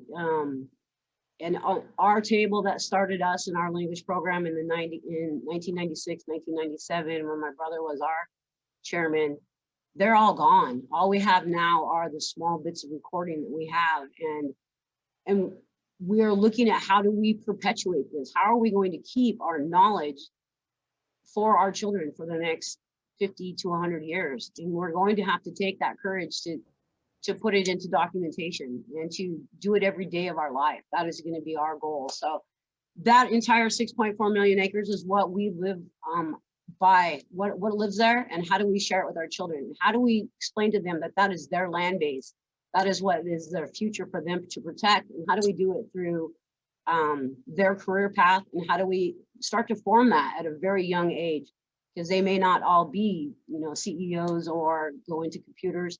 Next slide, please. They may be the next hunters and gatherers that we look at. So we started that with Children's Feast. Children's Feast, we started 20 years ago. And I think back to and when I think about what our elders talked about earlier was the wisdom that comes with knowing that was the day that I realized which elders walked into Longhouse. And at that time, you have to remember that each of us as a society may be a tribe, but we also are amongst each other as bands. Each family has their own way of doing things and when they bring their children and when they do things. So that is probably one of the harder things to do when you want to teach it into a school setting, is understanding that each family will have their own protocol, will have their own set standard. It may be within the same tribe, but you need to know and be respectful, as the young people talked about, is to making sure we know that their elders are okay with it. So how do we perpetuate that? We take that, we find the middle slide was when we were in a language program, we did have young apprentices studying, and they were the ones that went out hunting, and they were the ones that took our children with them that had already been through their first kills. Because for everything that we do, we must always be mindful of the protocols that we have for honoring each of these foods. We just don't go run out there and take that life without actually going through what the right ceremony is. And so those are the knowledges that will be, you know, hard learned for some people that don't understand that we have certain ways to make sure that that young man is always blessed with a good kill. As you go through these slides, you'll see these young children grow up. They grew up, the little guys in the back was when we were at our culture camp, when we were Thomas and Fred and Mildred. They are our primary leaders now here that teach us, they're the ones that we go to for our help. We ask for their knowledge and to make sure that we're doing them right. But when you look at these young men in the truck, that was culture camp. And as you look at the next slides, they grow up, and they're going to grow up in front of you on these pictures, because now we're teaching them, as we teach them as young as we can, they're still going to find that love in their heart, as our elder told us, coming from our brain back to our heart, to what makes us feel good, what makes that young man empowered to be better at everything that he does in his life. And the first is to find that basis of the core thing that I think has been that we need to work on, is empowering who they are first, which is Natitai. You are first truly connected to the land, and everything will go from there. In everything that you do, it can be a botany lesson. This is my yaya Donald. And as we were there with our other grandsons, you know, preparing kasuyas for smoking, you know, it's that moment. Every moment you have that you're teaching something like this is a teaching moment for you, to explain why does he have those air holes on the side and what does he do with those as he's the filter. I call him the ancient one. How many egg sacs is it in there? And babies, you know, to be able to sit there with my brother talking to the young men as they were telling him 4,000 eggs are within that female's egg sac with that kasuyas. Maybe this young man will find that love to be into that botany. As we talk about reinstituting our foods, which is one of these, is to keep our eels coming back, and the taste for our children to have it in their mouths, making sure that they remember the big river. And also, how do we protect even our smallest lakes and all the way down to our small, you know, our trout. Next slide, please.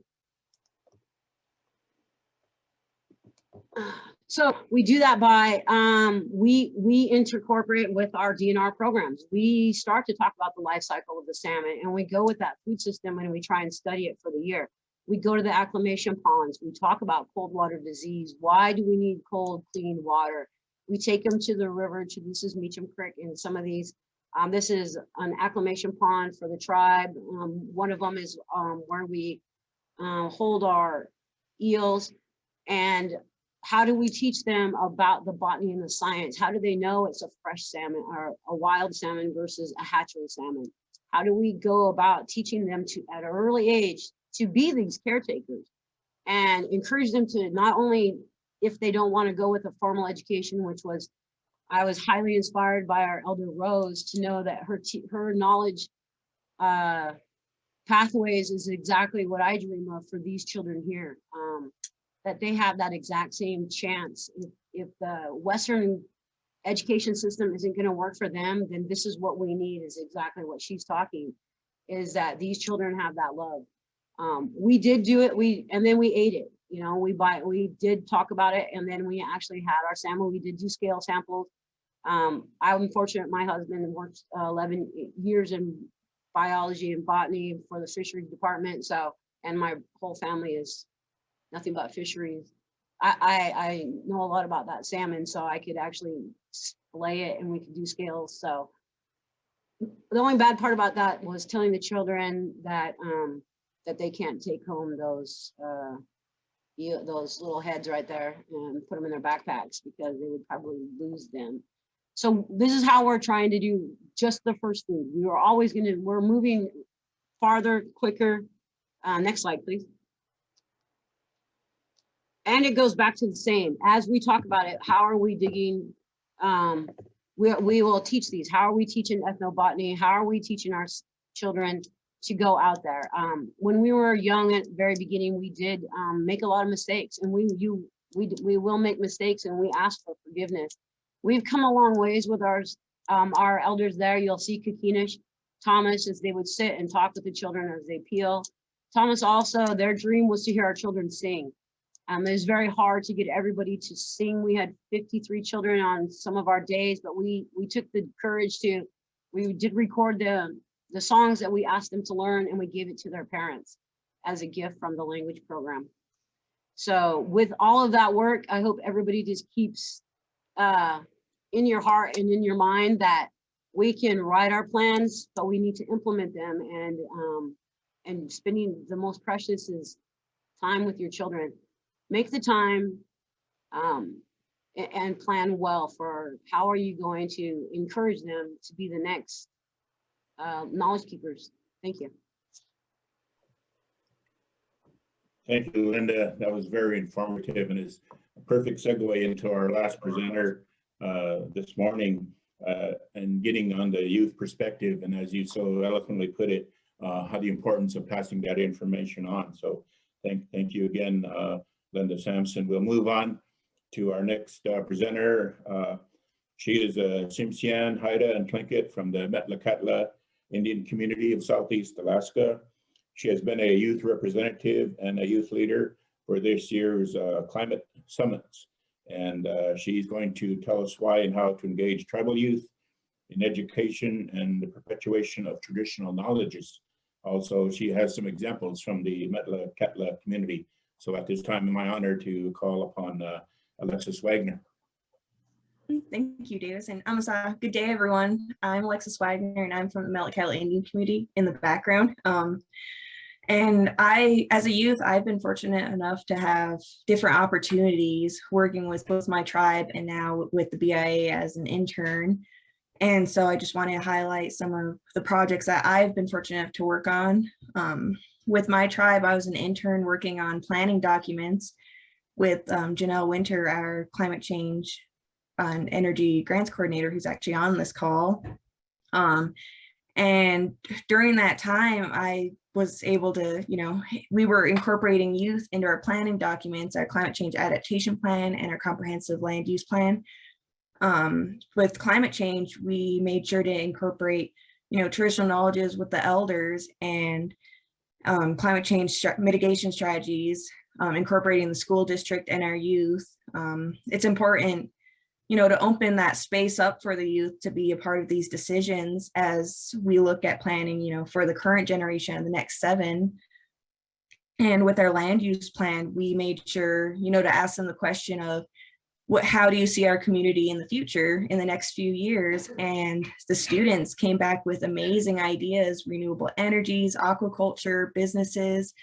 And it was just, opening up that space to them as they're our future leaders.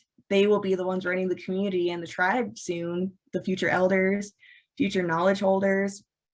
And so with that internship with the tribe, I recognized the importance of just opening up that space for the youth, allowing them to have a say. Rose mentioned it earlier in her presentation that, we need to listen to the youth. We need to make sure that they are heard. I think it's a big part of keeping the youth at home. They can go out, get your education, but just know that home will always be there for you, will always support you. And we hear you, we hear your ideas, and we recognize that you are going to be the upcoming future leaders. And now as the BIA Pathways intern, I get to see, engaging youth in a different perspective with different projects. And as being part of the youth planning team for this climate summit, we focus on engaging youth by showcasing amazing work done by current Indigenous leaders, youth leaders, and how we can engage them in projects, showing them opportunities that they can get involved with, or how they can start their own cultural programs and incorporate that into their own communities. And so some of my ideas, for incorporating youth is place-based learning in the school districts. I think that's incredibly important, as Linda mentioned, life cycle of the salmon and science, history. And for our tribe example, we use traditional fish hooks and they regulate the size of the halibut being caught. It's just, we have to listen to them. As I said earlier, they're going to be the future elders and the future leaders. We need to provide that space for them so they have a chance to speak up and learn from the elders. And it just encouraged them, to be a part of the community. A lot of that I don't see sometimes, and it's just opening up that space. But just want to, give a quick summary. I know Davis has some amazing questions for the panelists, so I just want to say thank you for the invite, and yeah, thanks. Thank you, Alexis. And that concludes the panel presentation. And we do have time for a roundtable discussion. And as I informed them earlier, I do have some questions that I'd like to ask our panel members, and then we can move on to the agenda. So we've heard from our elders about the importance of ceremonies. So how important is the utilization of traditional ceremonies to maintain and pass on traditional knowledge and wisdom to the community, especially the youth? So I'll throw it out to any one of you to respond. I'll go first. I know for us that I do a lot of work with Linda, and that is really foremost is because our foods is related to our culture and our way of life and everything that we are as Indian people, and that connection to land and place and to that light that comes off the land and all those songs and how they pertain. And it's very important because we see these breakage in our young people and what has been done for 100+ years, and that removal of the culture has significantly affected us.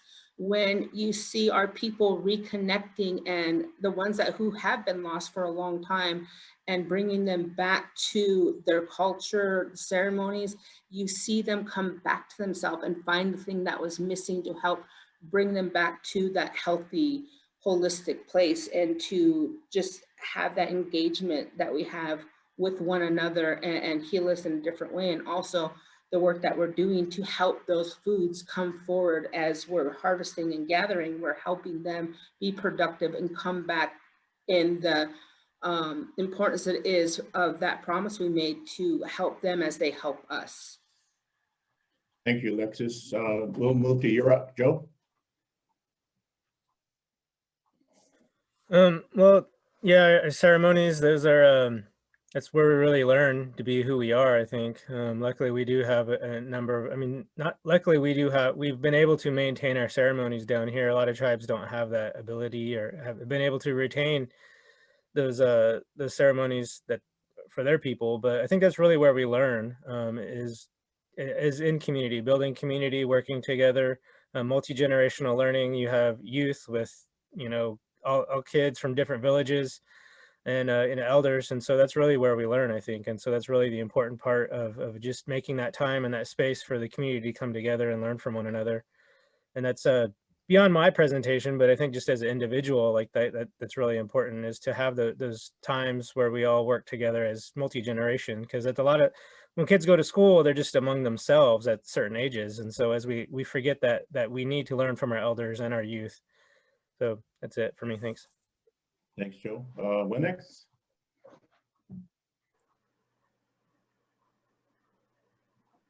Excuse me, Alexis?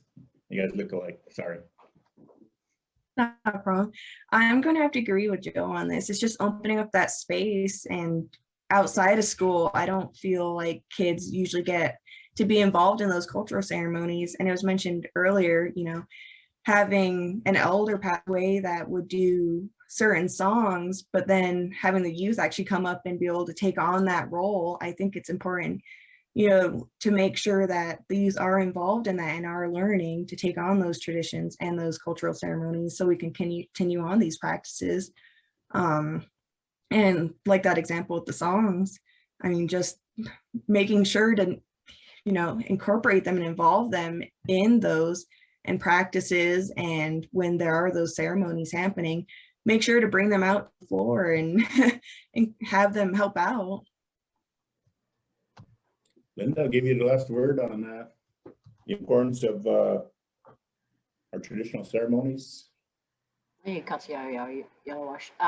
Everything that we do with traditional foods is tied to a ceremony, in my opinion.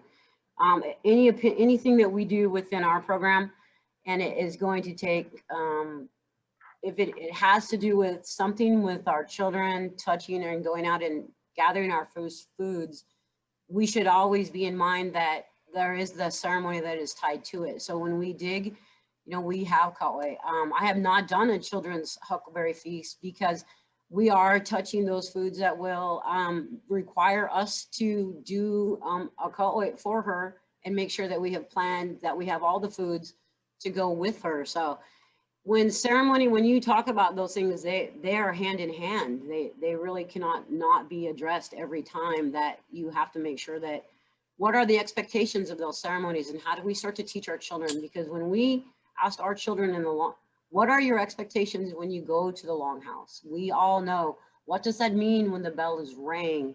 How to be quiet. So we had to sit and talk so that part of the things we forget to tell children is why we want them to do that. What is the importance and what are you going to learn when the elder is speaking to you? That is part of the one thing that we worked really hard on in our program. So is not setting them up for failure, but giving them everything that we knew that we wanted them to, the expectation to be when they got to that ceremony. Thank you, Linda. Earlier, we heard from our elders, Rose and Kayak, and they talked about the importance of passing down stories through oral tradition from our elders and foretold of things to come regarding the impacts to land, water, air, and the natural resources. Example, I'm putting a plug in for this, We Are Water Protectors. I think some of you are familiar with this book written by Carol Lindstrom, who is Anishinaabe, Métis, and illustrated by Michaela Gold, who happens to be a Tlingit Haida person. So if you get a chance, put a plug in. But what about those stories that the elders that passed down that foretold of maybe these times that we're experiencing now? And how do we relate that back to our community, especially to our young people? We'll go in reverse. We'll start with Linda. Thank you. We were taught, you know, with our stories, we would speak a lot of Itziyaya into Spiliyai he was the one, and we would talk a lot about them in the winter months with him. And as you see, there are a lot of curriculum coming now that we can start to discuss with people actually publishing their work so that we across the nation can be able to utilize them in our classrooms. That is going to be probably one of the funnest part about how do we get our children engaged into creating those stories for themselves. That's where we're going to take that next level, is how do we engage them to help us create the next story? How do we tell them with their change and with them saving and being climate, with them having climate knowledge, are we going to help them make the change and write their book story now? That's what I'm looking at, a positive for it, because it is so scary to watch what climate is doing with our foods. Thank you, Linda. Joe, what about your correct and Tulao stories? How they have a place?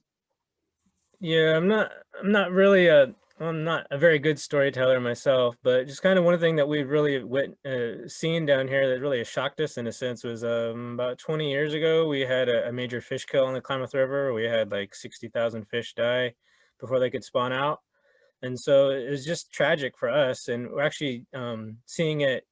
Well, anyway, yeah, it was tragic for us because we had never seen that. When we talk with our elders, in thousands of years, we never had that happen where the fish died out in the lower river before they could spawn. So it was a whole generation of salmon that died, and it was really a wake-up call for us to realize that we're not doing our job for our relatives. And so that was really eye-opening in a sense. It helped us to galvanize. We need to undam the Klamath, as we call it, tear down the dams that are on the river, and restore a free-flowing river. But also, as we're seeing that right now as I speak, we're having juvenile fish kills where the dams are causing these algae or the polychaete worm pathogen to kill off our juvenile fish. So the babies are dying out. And so we're going to see this, they're dying off now, but in a few years when the fish are supposed to return, we're going to have empty runs. And that's what we've had the last few years. The river's been empty. And it's really sad to see, the river is supposed to be, and when the fish and fall fish, when they're running in August, September, there's supposed to be lots of fishermen and fisherwomen out there, but there's nobody out there because there's no fish. And so it just kind of wakes us up to, we need to do more, I guess. Thanks. Thank you, Joe. Alexis? I can't speak to specific stories, but I know when we did elder interviews for our climate change adaptation plan, the elders, they recognize those, the changing climate, that how it's affecting, harvesting seasons, how we're having to adapt to that. And so right now, I think the stories are going to end up being about, the climate change impacts, but then future stories are going to be about how we're adapting to those and how we're persevering. And the youth are definitely going to be a big part of that, I think. Thank you. My next. Hard question. I had to really think about that. I know that we have stories of the beginning and when we look at climate change, all of us see these shifts. The timing is a little bit different, and we're starting to notice that some of the foods are coming earlier, and so we're going to have to eventually adjust to where they're at and when they're coming up first, and go to those areas and start thinking of how we adjust those with being responsive of the cultural teachings we have been taught and what we're learning when we're going out, accessing foods that we haven't found for a long time, and how do we start pulling those all together and putting back some of the knowledge that has been gone from our children and our youth and our people, and how are we going to do that? I think that right now that our foods and our world is screaming at us, and we all know, we've all seen it for a long time. And I think right now we have strong people at the front jumping on the adaptation plans, coming forward, and our voice, especially because the pandemic, it connected Indian country in a whole different way, virtually, like it has never had before. And it's giving us all a strong platform to work together and to connect some of the strongest leaders and people and the technical people.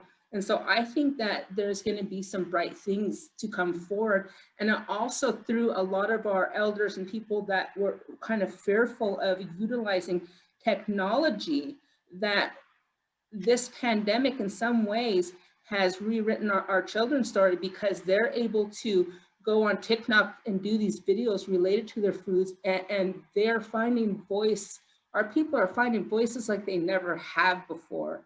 And so I think it's really, even though there's really hard struggles, I think that we're exactly where we need to be, and we're gonna see some amazing things. And with climate change and being responsive to those relationships and those promises we have with those foods, that we're going to really see our Indian people are awakening. And so I'm just, what had happened with, you know, at the boarding schools, and just to see the power of our people coming across all nations, it's just a beautiful thing in hard times. And so I'm really thinking that we're definitely going to see a lot of changes. Thank you. So as a moderator, it's my job to keep everybody on time, but I do have one important question that I want to squeeze in to our panel, because I respect and honor their knowledge, their experience. Today, Congress is holding a hearing on climate change. And one of the witnesses to testify in Congress is Bill Nye, the science guy. And I think today's presenters throughout this summit are at the same level or above as Bill Nye and the science guy. So I just want to throw that in. So, and this is kind of a segue into our next panel, but if you had the opportunity to tell the national policy leadership about the importance of Indigenous peoples' traditional knowledge and wisdom to help address climate change now and in the future, what would you tell them? And I'll give you about 2 minutes, because again, we're pressing for time, and we'll go in the order of the presentation. So I'll start with our science guy, Joe. Oh, my soapbox. All right.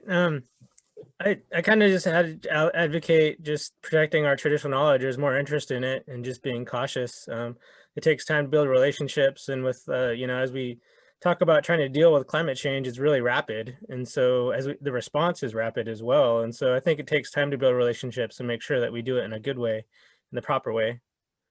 So thanks. Okay, Winnex, what would you tell Congress? When you look at the Native American population, we have very knowledgeable people throughout this country who has past knowledge of this country, of this area from time immemorial, that has been passed down.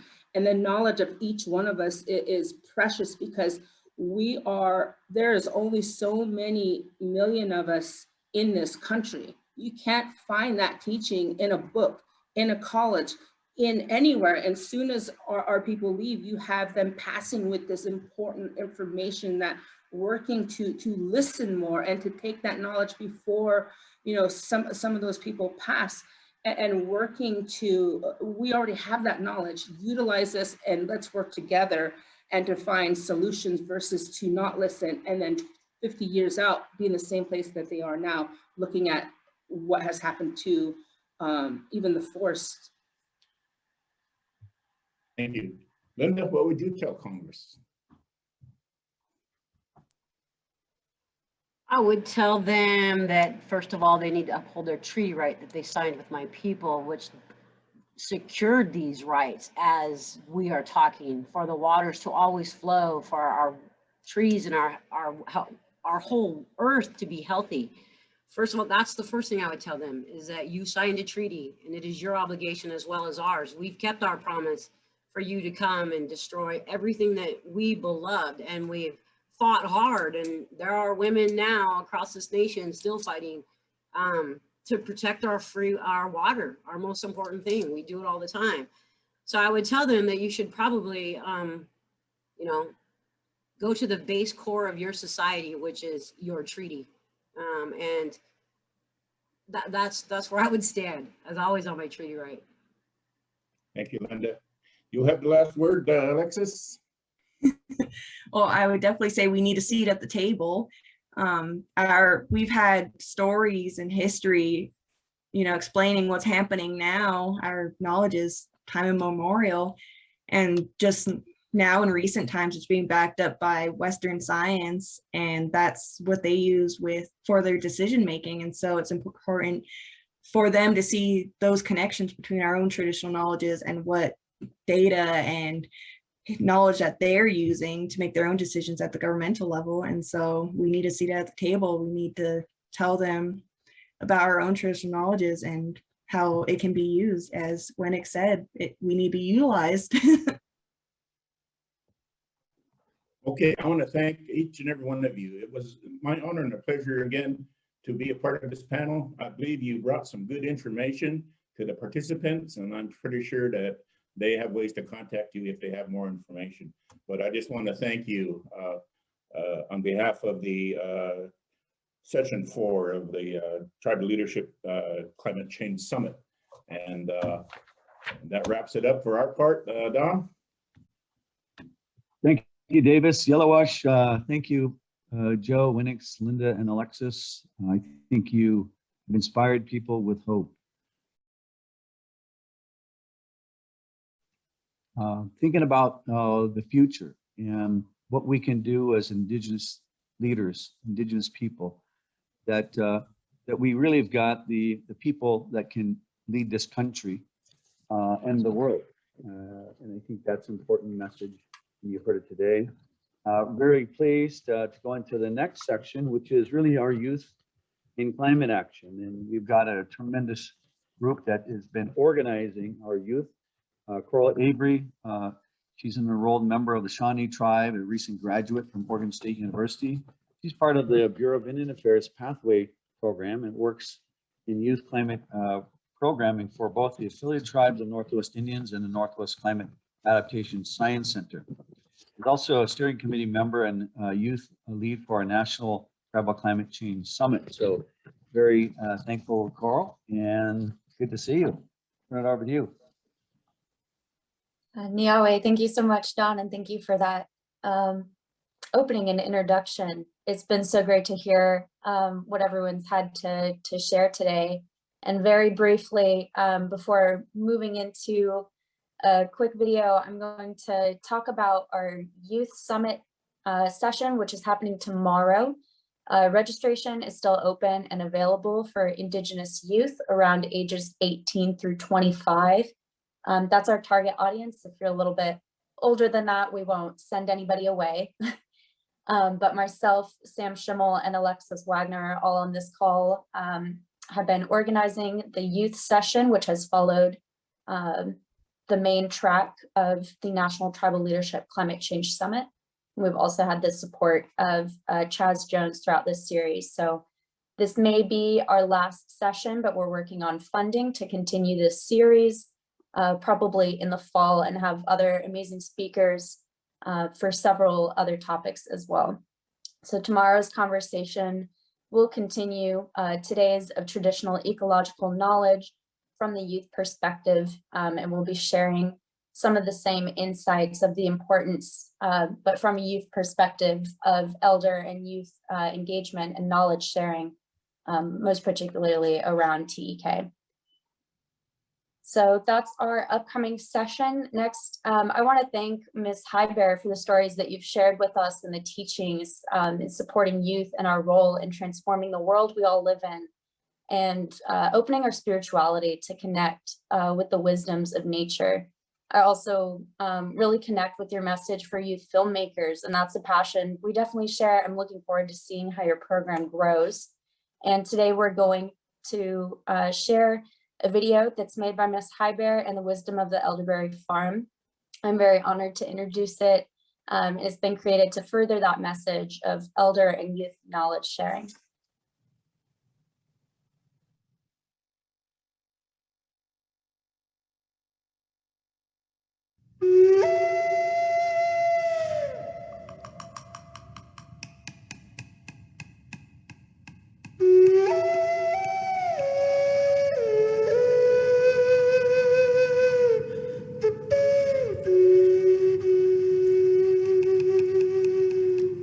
My name is Rose Heiber, and I'm Degaton Dene from Alaska. and a little bit of Inupiat blood as well. Degaton Dene is one of the 12 bands of Athabascan Indians up in Alaska, and I'm proud to say Grandma came from a village called Anvik on the Yukon River, and they did an archaeological dig a few years ago, a couple decades ago, and found out we've been there for 14,500 years. Here I am today with a topic that's extremely important to me, which is our young people and their role in the changing climate. Because I look at our young people as such a treasure to all of us in terms of their ability, their capacity, their energy to help to create great change in the world, change which is prophetic in nature. We work together to create a culturally tailored curriculum for Native people to learn how to restore their own sacred landscapes. And so it was really important to me that we be aware of the need in today's world for Native people to step forward and find those species that are threatened or endangered and try to bring them back. Find out the history of them, you know, why they're so special to the people. And I'm starting a project trying to find Native Americans who are interested in farming or horticulture and starting a native plant nursery, anything we can do to make our environment thrive again, because we have a lot of species that were essential to our ancestors. And it's our job now to find out what they were, find their traditional stories, find the songs that we used to sing when we would harvest them or when we were encouraging them to blossom. You know, all these old songs that came from our ancestors. We're hoping to bring them back. Harmony and unity is so important, and yet everywhere we look, there's a challenge to it. But just know that harmony and unity is so much stronger than disunity and injustice. Climate justice, social justice, economic justice, it's all in our court. It's all in our favor, but it's up to us to step up and do that. So in whatever way you do that, that's an important component when it comes to saving our environment and helping our climate issues not to be so severe in our own areas. And many of the grandchildren out there from all over Turtle Island, some of you are probably from the Pacific Islanders and Hawaii. Some of you are up in there in Alaska. Wherever you're from, you have traditional stories. And we encouraged our Native communities to relearn their stories and to step up and become tribal storytellers. So as we get these tests and difficulties, I just want you to know that every time you encounter a test and difficulty, it makes you stronger. Whatever those disappointments are, you will not let them get you down. Great Spirit is always holding your hand all the way through the hardships. And as you walk through them and emerge on the other side, you know, you become the hero within and you're able to help so many other young people. You have probably heard prophecy from your own tribes about how our people, through all the humbling, the agony, the tests, the difficulties, the suffering we have endured, and the enormous amounts of loss are not in vain. That what has been created among Native people is a humbled and empowered individual who can fulfill prophecy of restoring our environment, of restoring a world of unity, of having harmony in your own personal life, harmony in your family.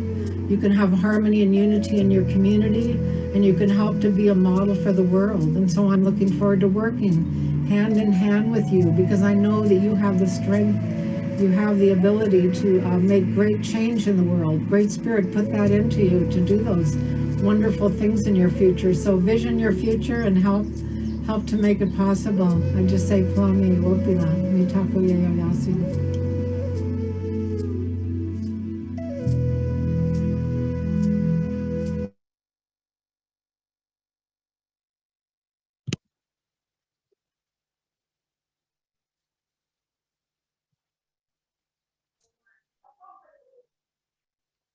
Thank you, Coral, and thank you, Rose, for that really powerful message in the video. And you know, you're so right. The ability of film and video to really get a strong reaction, but a powerful message about the importance of what we're doing. And you think about what was said by both Larry and Rose and our young people, it's all the same thing, is that now is our time. Now is our chance to make this big difference. You know, this is the generation.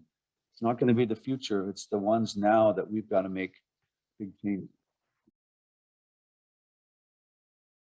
As we begin to look at the last portion of our session today, we're very excited about how we can apply our traditional knowledge and wisdom. And it's important, as Larry reminded us, that traditional knowledge without wisdom is very sometimes difficult to advance.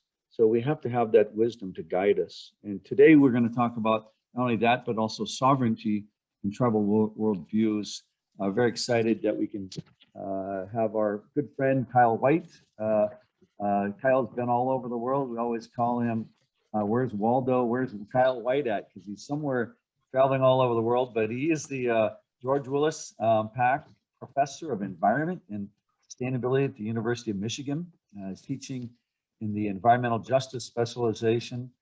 His research addresses environmental justice, focusing on moral and political issues concerning climate policy, Indigenous people, ethics of cooperative relationships between Indigenous people and science organizations, and problems of Indigenous justice in public and academic discussions of food sovereignty, environmental justice, and the Anthropocene. He's an enrolled member of the Citizen Potawatomi Nation, a good friend of mine. He's also serves on the White House Environmental Justice Advisory Council. Congratulations. So as we talk about how we're making impacts through these summits that we've had and the outcomes, it's people like Kyle White. It's the work that we're continuing to advance tribal policy across the country. And we're the ones who are going to be leading it. So thank you for being here, Kyle, and look forward to your amazing panel. Miigwech, Don, thanks so much. And it's always fantastic to have the chance to work with you. And yeah, it's fun. You're always asking me where I'm at. It's good to have a chance to share, but I have to say that I do try to keep up with you and all the wonderful journeys that you're taking in your work and all the people everywhere that you're connecting with. It's been wonderful to just hear all of the wisdom, the knowledge, the testimonies from all of our colleagues and relatives at this event. And I'm super excited for the last part, our short panel here with some amazing guests. It's titled Applying Traditional Knowledge to Sovereignty and Tribal Worldviews. And really for this panel, the idea is how Indigenous people are engaged in important expressions of sovereignty that reflect, our knowledge systems, cultures, and values. And I'm hoping for some good inspirational direction, for what forward motion looks like in terms of what Indigenous people are doing, and just really keeping up this amazing momentum that we've had for the last couple of hours. And so the two colleagues that are here are Deborah McGregor and Julian Brave Noisecat. And I wanted to say a few things about how we're going to have the panel conversation here. I'd like to share a few highlights and things I admire about both Deborah and Julian. And then I have a couple of questions for each of them tied to the theme of the panel, especially in the sense of climate change, tied to governance and environmental justice. And, I think they'll cover a number of different topics. But after they have a chance to respond to those questions, I'm really hoping we have some time for some engagement with the incredible audience that's here. And so I also plan to be moderating some of those questions and comments and having Deborah and Julian respond. So to begin with, Deborah McGregor is somebody whose work was really pivotal for me, especially when I was trying to figure out what it meant to be a Anishinaabe and Indigenous professional. And Deborah really modeled what it meant to work in the service of communities and to work with humility and to really emphasize the importance of our traditional knowledge keepers. As someone working in the Great Lakes region, you know, it's been amazing for me to have a role model and someone I could really look to, like Deborah. Deborah McGregor is a professor and joined York University's Osgood law faculty in 2015 and is a cross appointee with the Faculty of Environmental Studies. Her research is focused on Indigenous knowledge systems and their various applications in diverse contexts, including water and environmental governance, environmental justice, health, and climate justice. Our second conversationalist for today is Julian.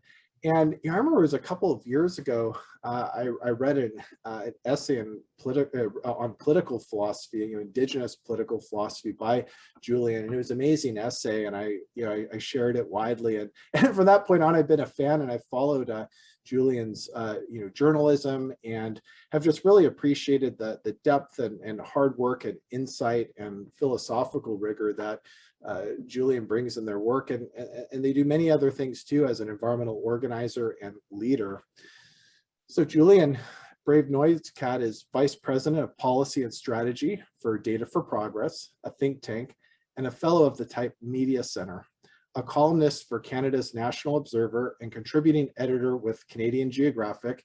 His work has appeared in the New York Times, the New Yorker, the Atlantic, and other publications.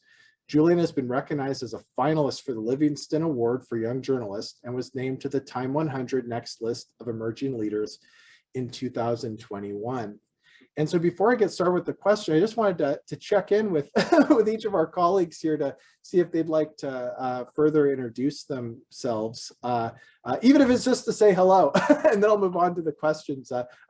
Deborah, would you like to further introduce yourself? Sure, although I think you did a great job, Kyle, and it'll be great to be in conversation with Julian. He sounds amazing. I haven't met him yet before.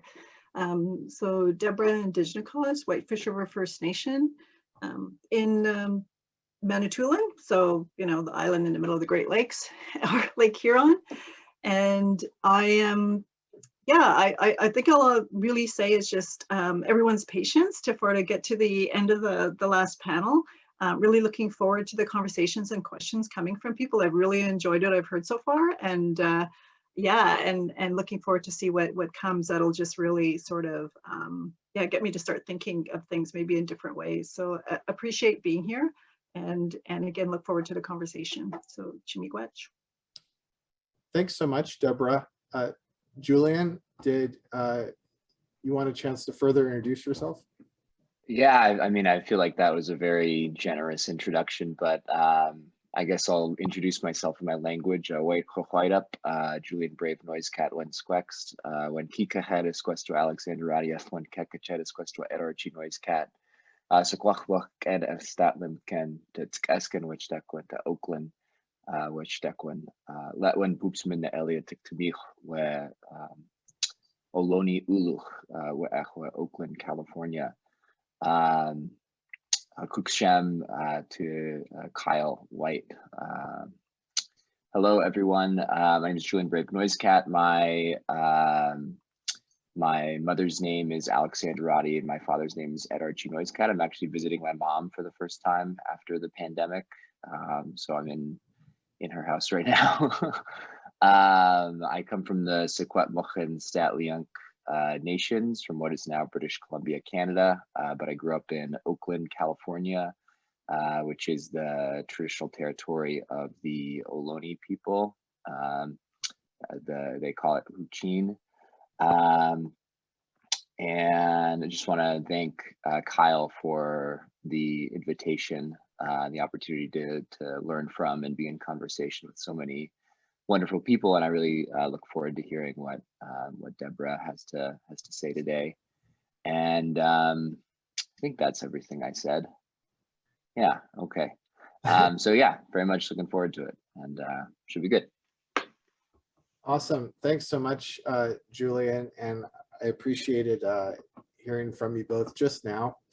So I prepared a couple of questions, and for each question, I had one of you in mind, and would encourage you to definitely share on that question. But afterwards, I was going to follow up too with the other panelists to see what thoughts they might have as well on the same question.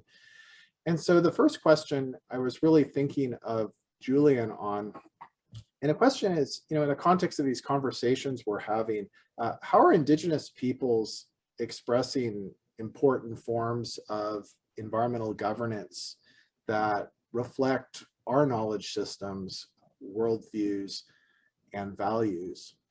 Julian? Yeah, well, I mean, firstly, I think it's important to acknowledge that there are, people fighting for their right to self-govern their homelands right now. There are thousands of people, for example, in what is now northern Minnesota in Anishinaabe Treaty Territory, who are asserting their traditional rights to harvest Newman in the path of the Line 3 pipeline. And I think that this is a really incredible example of the relationship of self-government to environmental stewardship.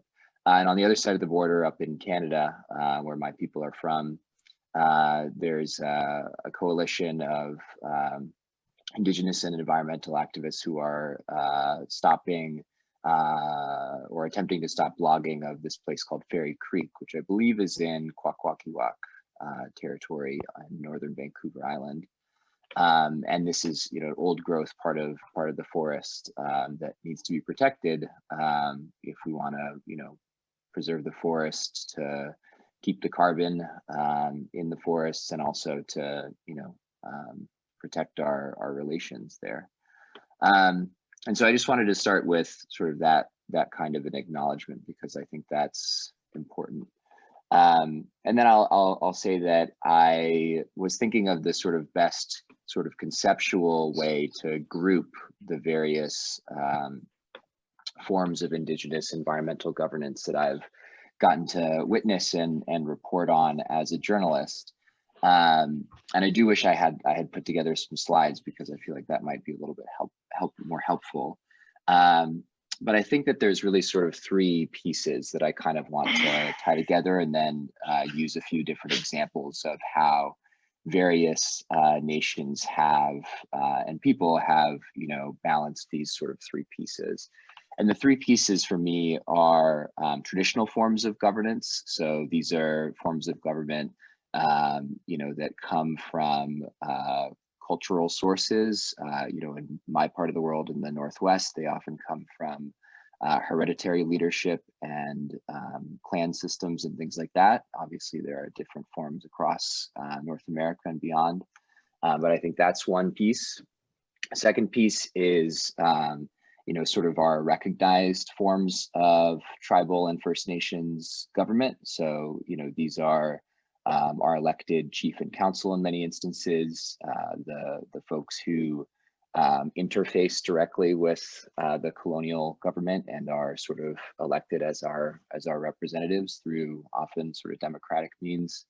And then lastly, the colonial state itself, the federal government, the state government, and how that relates to the governance of our homelands. And I think that in the various places that I've gotten to see and visit, there are multiple approaches taken that sort of balance each of these pieces, sometimes using two, sometimes using one, but there's definitely a diversity, and I think that's really important to stress.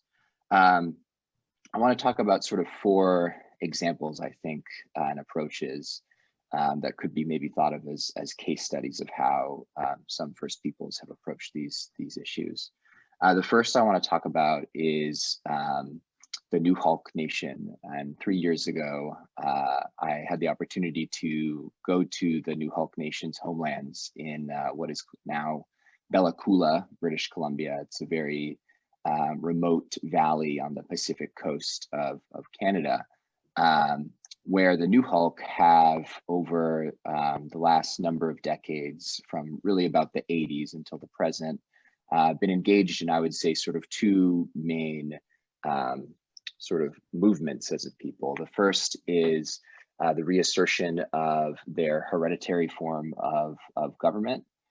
So like many other nations on the Northwest coast, the New Hulk have a hereditary system wherein essentially, there is a title holder from a particular family or clan that represents and holds the title to a particular part of their traditional homelands and is responsible for taking care of that area and also for the fair distribution of, say the fish or game or things like that would be harvested from that place. And over the last number of years, the New Hulk have maintained and then revived a number of these titles that used to and now still do live among particular families. At the same time as they have, reclaimed that form of traditional governance, they have also been part of a broader movement on the Pacific coast of Canada to assert Indigenous environmental stewardship over lands and waters. And in particular, they have participated in this program that now has not insignificant funding from the Canadian federal government called the Guardian Watchman Program. And on the coast, they call it the Coastal Guardian Watchman Program. The Haida actually pioneered this model, I think in the late 70s, or it might have been the early 80s, if I remember correctly. And so what you essentially have on the New Hulk Nation now is a combination of this hereditary traditional form of governance with this program that is supported by their recognized First Nations government that employs their own people to go out and essentially act as, I don't particularly like this word, but conservation officers, essentially patrolling their homelands and keeping stock of wildlife and fish populations, and also protecting what is this really essential source of biodiversity and forest and all that, which in a broader sense is going to be really important. Protecting that is going to be really important to Canada and humanity's ability to combat climate change, to make sure that place is protected so that the carbon can still be kept in the forests and things of that nature. So I think that was an example of traditional and recognized forms of government working together. I'll move a little bit quicker on the next three examples. The next example I wanted to talk about comes from the Navajo Nation, Dinétah. And essentially here, there's actually a lot of examples you could talk about in Navajo history, and I'm sure there are folks on this call who are actually much better versed in that history than I am. But essentially the one that I want to talk about is the resistance to Peabody coal at Black Mesa, a resistance that one of my good friends, Wahala Johns, was very involved with in her younger years as an environmental justice organizer. And earlier this year, last year, I worked on a podcast about her work as an activist, which is where I learned a lot more about this history. But essentially in that example, you had a group of traditional people, Navajo people, who come from Black Mesa, this part of the Navajo reservation that was partitioned by an act of Congress called the Navajo Hopi Land Settlement Act in 1974. It's kind of like the partition of India in that it was kind of a bold line that was drawn, excuse my language, by Congress that basically displaced a bunch of Navajo people from their farmlands, which were, according to the folks I've talked to, really wonderful farmlands, and also some of their sacred and spiritual sites, in order to, in part, not just sort of turn that into Hopi reservation land, but also to clarify the claims and title to the land so that it would be easier for Peabody coal to extract coal from that land. And it later came out, for example, that the lawyer who was working for the Hopi tribe at the time was also actually on the payroll at Peabody coal. So it was a very underhanded kind of circumstance. And over many decades, there's this sort of coalition of traditional people, led a resistance against coal based upon, in part, actually, the fact that many of the families that come from Black Mesa maintain this tradition that they actually did not sign the Navajo Treaty at Bosque Redondo in 1864, I believe, and that this was also part of their right to, maintain their ties to this land, and that they should not be displaced from it.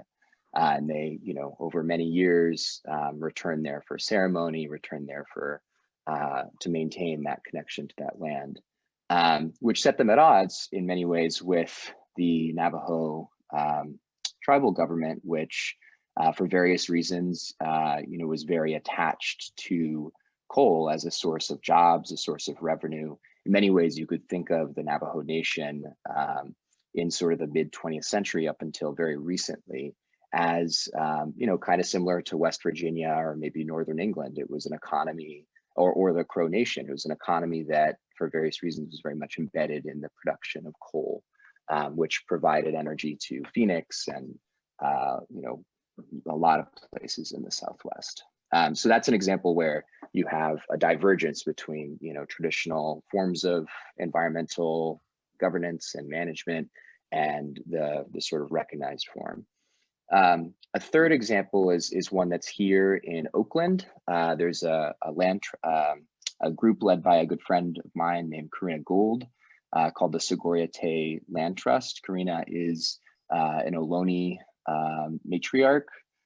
She is the spokesperson for what's called the Confederated Villages of Lishan. They are not a federally or state recognized entity. And so all of the work that they do is sort of comes from a entirely grassroots and not, recognized perspective. And what they've been doing is reclaiming essentially their homelands here in the East Bay through a structure that's sort of a nonprofit entity called a land trust.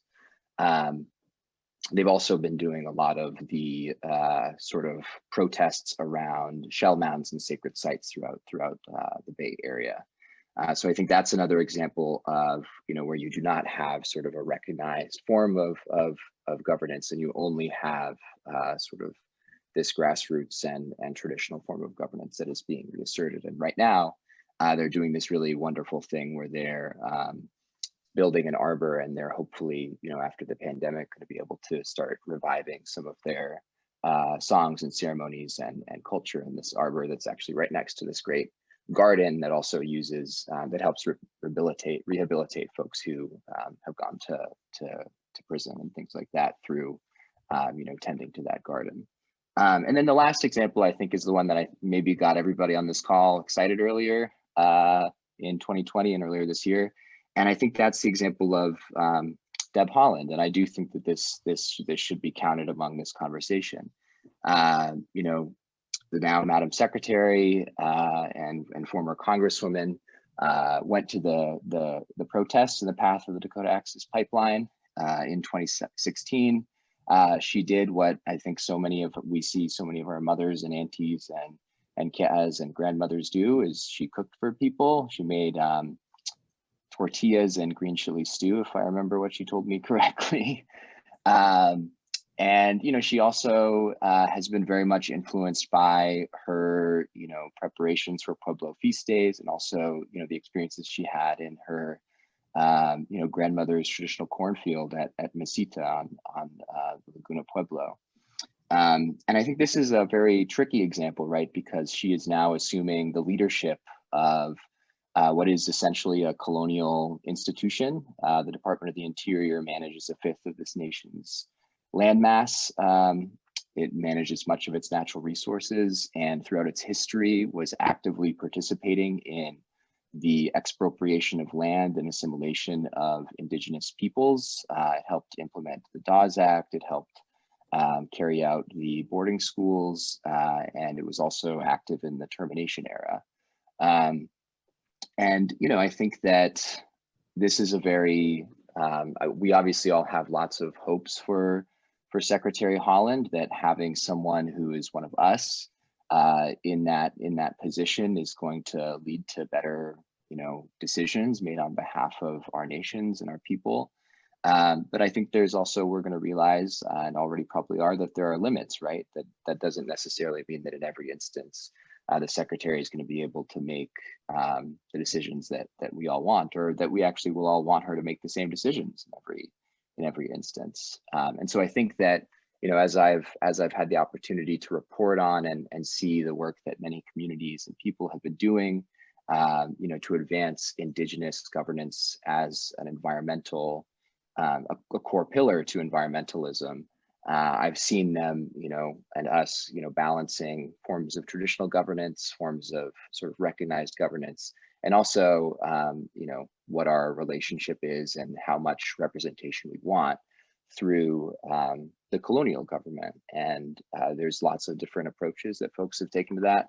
And I would say, broadly speaking, I think that they've all been relatively successful, that there's not one way to do this. And of course, there's not going to be one way to do this. There's 574 federally recognized tribes here in the US. There's over 600 in Canada.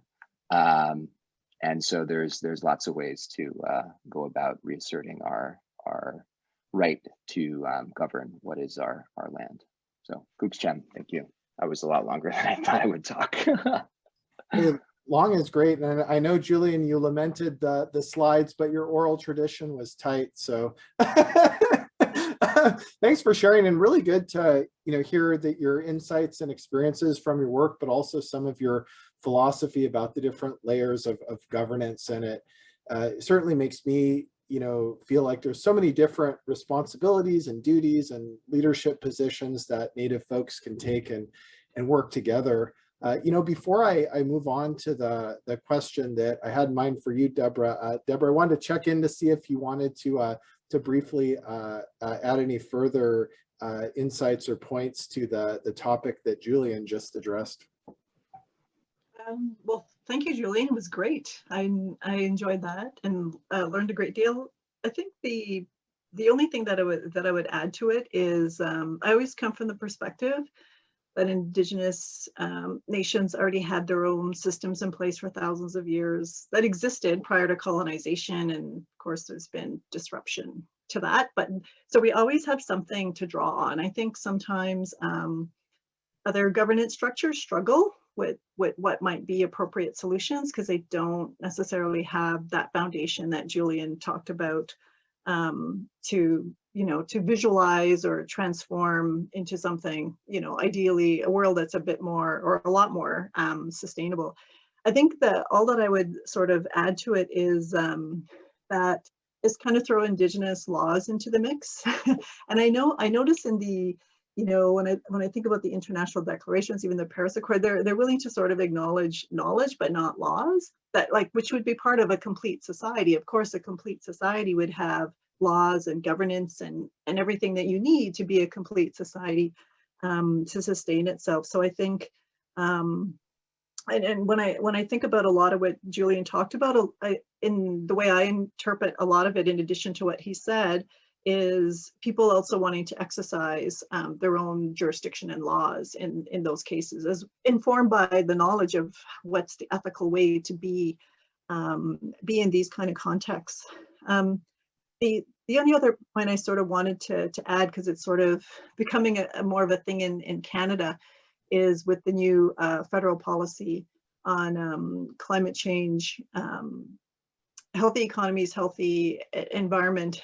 First, it doesn't recognize environmental justice the way it is in the, I know it's not perfect, but at least I thought, can we at least name it or something, as opposed to pretend it's like not happening, is just folks trying to wrap their heads around what Indigenous leadership means. And I think Julian gave great examples of what that means. It's the way it's sort of being framed is Indigenous leadership is sort of fitting into other people's kind of solutions to what that might be. So for example, the nature-based solutions, which is a big thing in the policy, but it's already sort of laid out what that's going to be and how Indigenous people are going to be involved with that, as opposed to really truly trying to understand what Julian talked about, what Indigenous knowledge, governance, and laws will tell us about what that looks like. Like for me, I have this compulsion to kind of rename it, and I would think about it as being more nature-derived solutions, like a lot of our answers and knowledge. And this was in the couple hours before, the stories that were told was a lot of our solutions do come from the natural world, the other than human world, right? So in a lot of our stories, that's where a lot of it comes from. So to me, it's not just, okay, let's plant more trees, look at us doing climate change.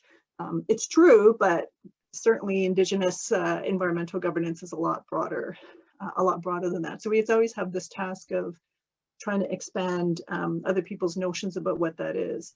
And I really, really enjoyed listening to, Julian's really nuanced, expression of 4 different ways that this could be expressed. So thank you for the opportunity. Miigwech, Deborah, and now I've got a question for you.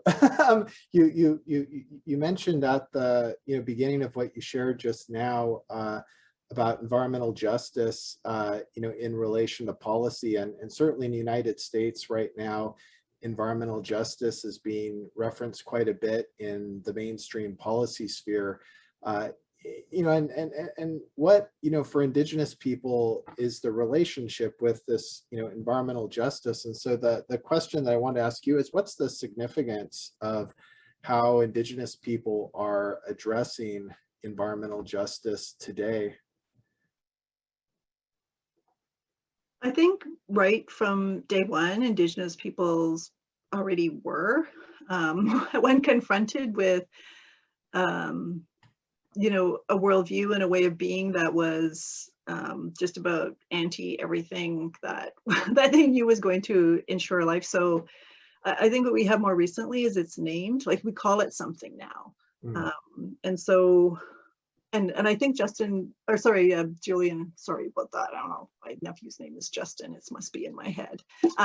Julian sort of gave really good examples of environmental injustice and the move towards what environmental justice looks like. But it's not, it doesn't have a policy frame in the same way as in the United States. So it's a constant struggle in Canada to have it named in that way. I'm thinking the movements recently, like the BIPOC movements, have really sort of helped bring sort of racism and colonialism into the conversation, but hasn't really been quite figured out how to go about that. So there's always this continuous effort of naming it and seeing if there could be some kind of, I wouldn't say acceptance, but at least I guess some kind of acknowledgement. So to me, the way that folks, I think similar to what Justin talked about, Julian talked about, there's like so many examples of that, like as we speak, going around across the country. But to me, one of the ways that I frame it, because I do really like the field of environmental justice, because it really kind of names things, can frame things, got theories you can sort of hang your hat on. But at the same time, I'm thinking, well, it's not really kind of Indigenous. It didn't come from there. Like we kind of have our own framework for what that looks like. And thinking about the panel, even just before this one, we also have our own stories for how we approach justice.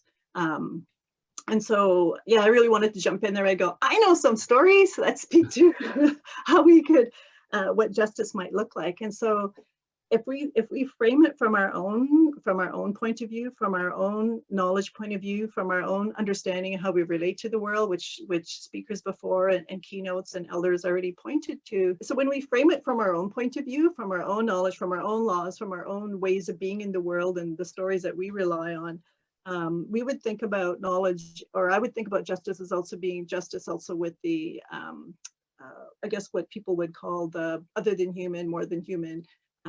Like our ideas always go beyond the human dimension. And this has really come through in the work that I do.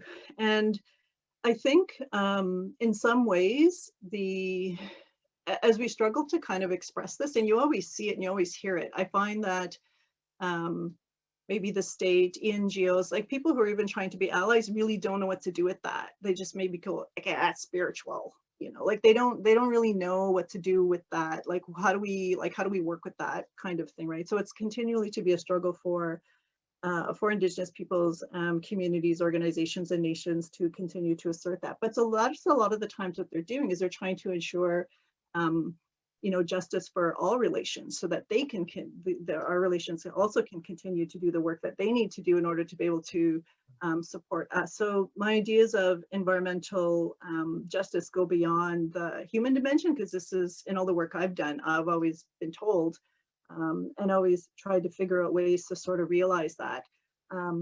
I'm guessing that in some ways the nature-based solutions and the way it's sort of being constructed within Canadian climate change policy, and in others, because I'm in these other circles of the Indigenous-led conserved areas, is they're grappling with that. They're trying to figure that out.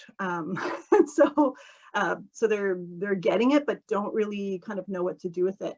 And this kind of goes back to the first question that Julian answered, I think, so well, is that's when our governance systems and legal systems and knowledge systems have to truly have a leadership role. Not like, how can we stick your knowledge and ideas into our system, but really actually have a really respected and recognized role in a lot of initiatives that are taking place. That's still a huge challenge. I'm going to stop there because I'd like to hear from Julian and also from people for other questions that people might have in relation to that. So thank you. Hopefully that made sense and it wasn't too abstract.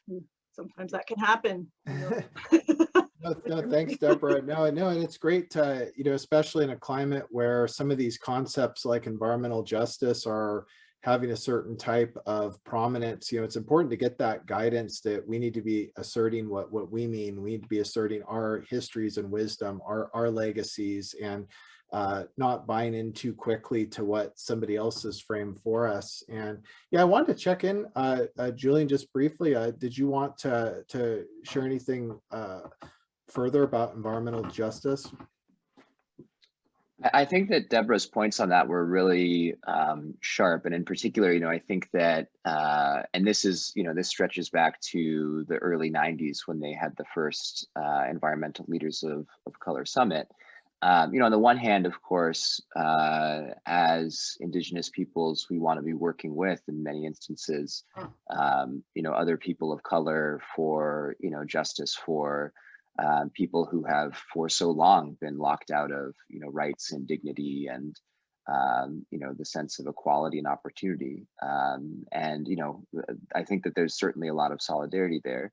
But, even stretching back to those sort of roots of the environmental justice movement, there's also always been, an assertion that, for Indigenous people, environmental justice necessarily needs to look different because we are sovereign, self-determining, and self-governing peoples, right?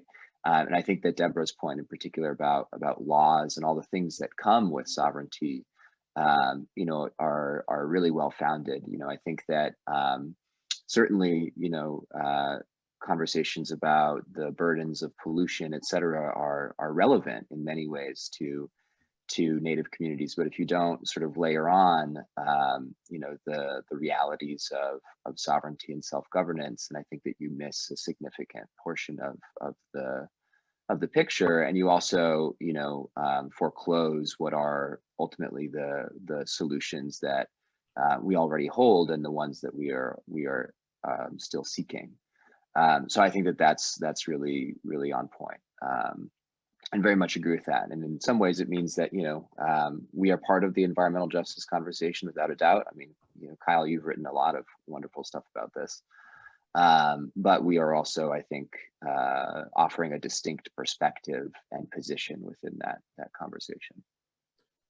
Yeah, miigwech, Julian. And, just as we begin to wrap up, I'm going to pass it back to our esteemed colleague, Don Sampson, in just a few minutes. But, we have a colleague here, Preston Hardison, in the chat that made a further comment about the work that's happening internationally in human rights and in conservation. Deborah, you mentioned the Paris Accord. Preston, who, one role that they've played was serving the Tulalip tribe in the past in different international fora for Indigenous rights. Preston writes, World Conservation Union and the Convention on Biological Diversity are pushing quote unquote nature-based solutions and other effective area-based conservation measures as categories. These have been resisted by International Indigenous Forum on Biodiversity. And I think it's important, Preston had emphasized what Deborah had said about that, to just recognize that as we hear more about Indigenous people taking action in international fora and different opportunities within human rights and other international organizations, that we do hold to those truths that Deborah and Julian have been sharing, and that Preston here references as well.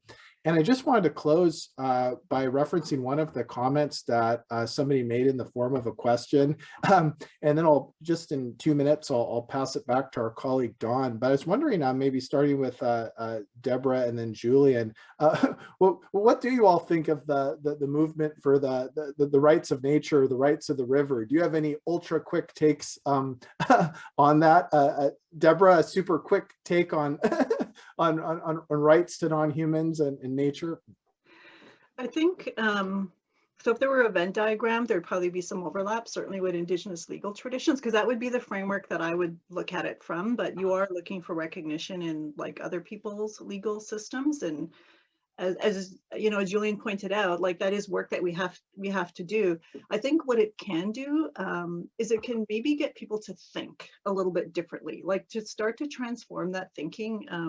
I think it was one of the elders talked about that. You just have to imagine a different kind of world. And right now, all these big reports that come in and tell us disaster is coming, because there's a lot of those, we've all read them, that they don't really, they ask for transformative thinking, but really folks out there, the global, whatever world governance order, economic order really hasn't sort of been transformative at all. So I think, I don't think it's like the answer, because everyone wants the answer, but I think it can help people think differently. Just go, oh, what is that? Like, is that a different way of thinking and relating to nature? If we can get people kind of along that path, then I think it can help.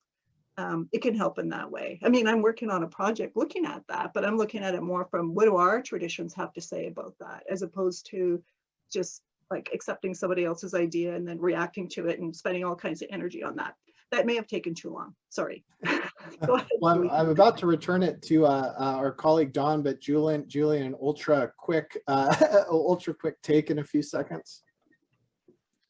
Yeah, I mean, I would agree with Deborah that the notion that the other than human world is living and has rights, I think resonates with a lot of the Indigenous sort of forms of knowledge and governance that I am familiar with.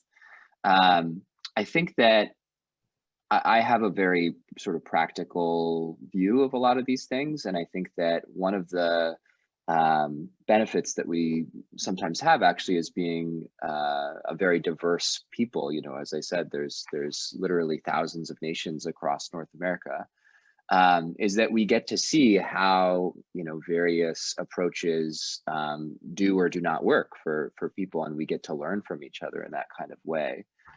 So, I was very interested in the Wanganui river settlement that happened among the Wanganui iwi as part of their Treaty of Waitangi claim settlement back in, I think it was 2016 or 17. I think it's a really interesting model. But I also love to hear from them and hear what they say about that settlement, whether it has worked for them or whether that's something that people over here should pursue, because there's lots of other ways to go about protecting our lands and our waters. And I think at the end of the day, we also should have a pragmatic sort of relationship to what are the most effective ways to do this. Thanks so much, Julian. And thanks, Deborah and Julian. Awesome that you all shared and to connect and to be in conversation. I hope you have a good rest of your day. And I'll turn it back to our esteemed colleague, Dawn Sampson. Miigwech. Glad to meet Julian as well. Yeah. Thank you, Kyle. Thank you, Julian and Deborah, for that amazing discussion. And the ideas and the thoughts that you have brought forward are absolutely true. And it's in time that that we have to exercise that sovereign authority, as well as the traditional knowledge. Over the past few days, we've had a great opportunity to organize this event here. But even more importantly, over the past 4 sessions, we've had a chance to talk about tribal climate policy and leadership, which tribal leadership is needed now. and particularly with the climate crisis. In our first sessions, we had our leadership like President Fawn Sharp of NCAI, Representative from Oregon, Suzanne Bonamici, who's with the U.S. Climate Crisis Select Committee from the House. And we looked at the Congressional Action Plan, and we developed a plan and tribal priorities based upon that plan. We've now advanced that to Congress and to the Biden administration to identify some of the key priorities across the Indian country on the Congressional Action Plan, and identified actions that we believe are necessary with over 100 different tribes and tribal organizations. In our second session, we had a chance to talk about our tribal resiliency and the innovative work that we're doing across the Indian country. We're creative and resilient people, but we've been developing and accelerating strategies and actions on climate resiliency. And we are fortunate to have Secretary Deb Haaland participate in that discussion and really give us the hope that she would be a champion with this new administration. So we're excited about the ability to move that forward. And we're integrating our traditional knowledge and wisdom. And that's an important word that Larry reminded us, to have that wisdom, which is what is being passed on to this next generation of our youth. And in the third session, we were able to see our youth taking action, empowering our youth, engaging them, because they are the ones who are using the new education, this science, combining this new technology that they have with that traditional wisdom. And they're empowering their voices to be heard, not only just in the US, but globally.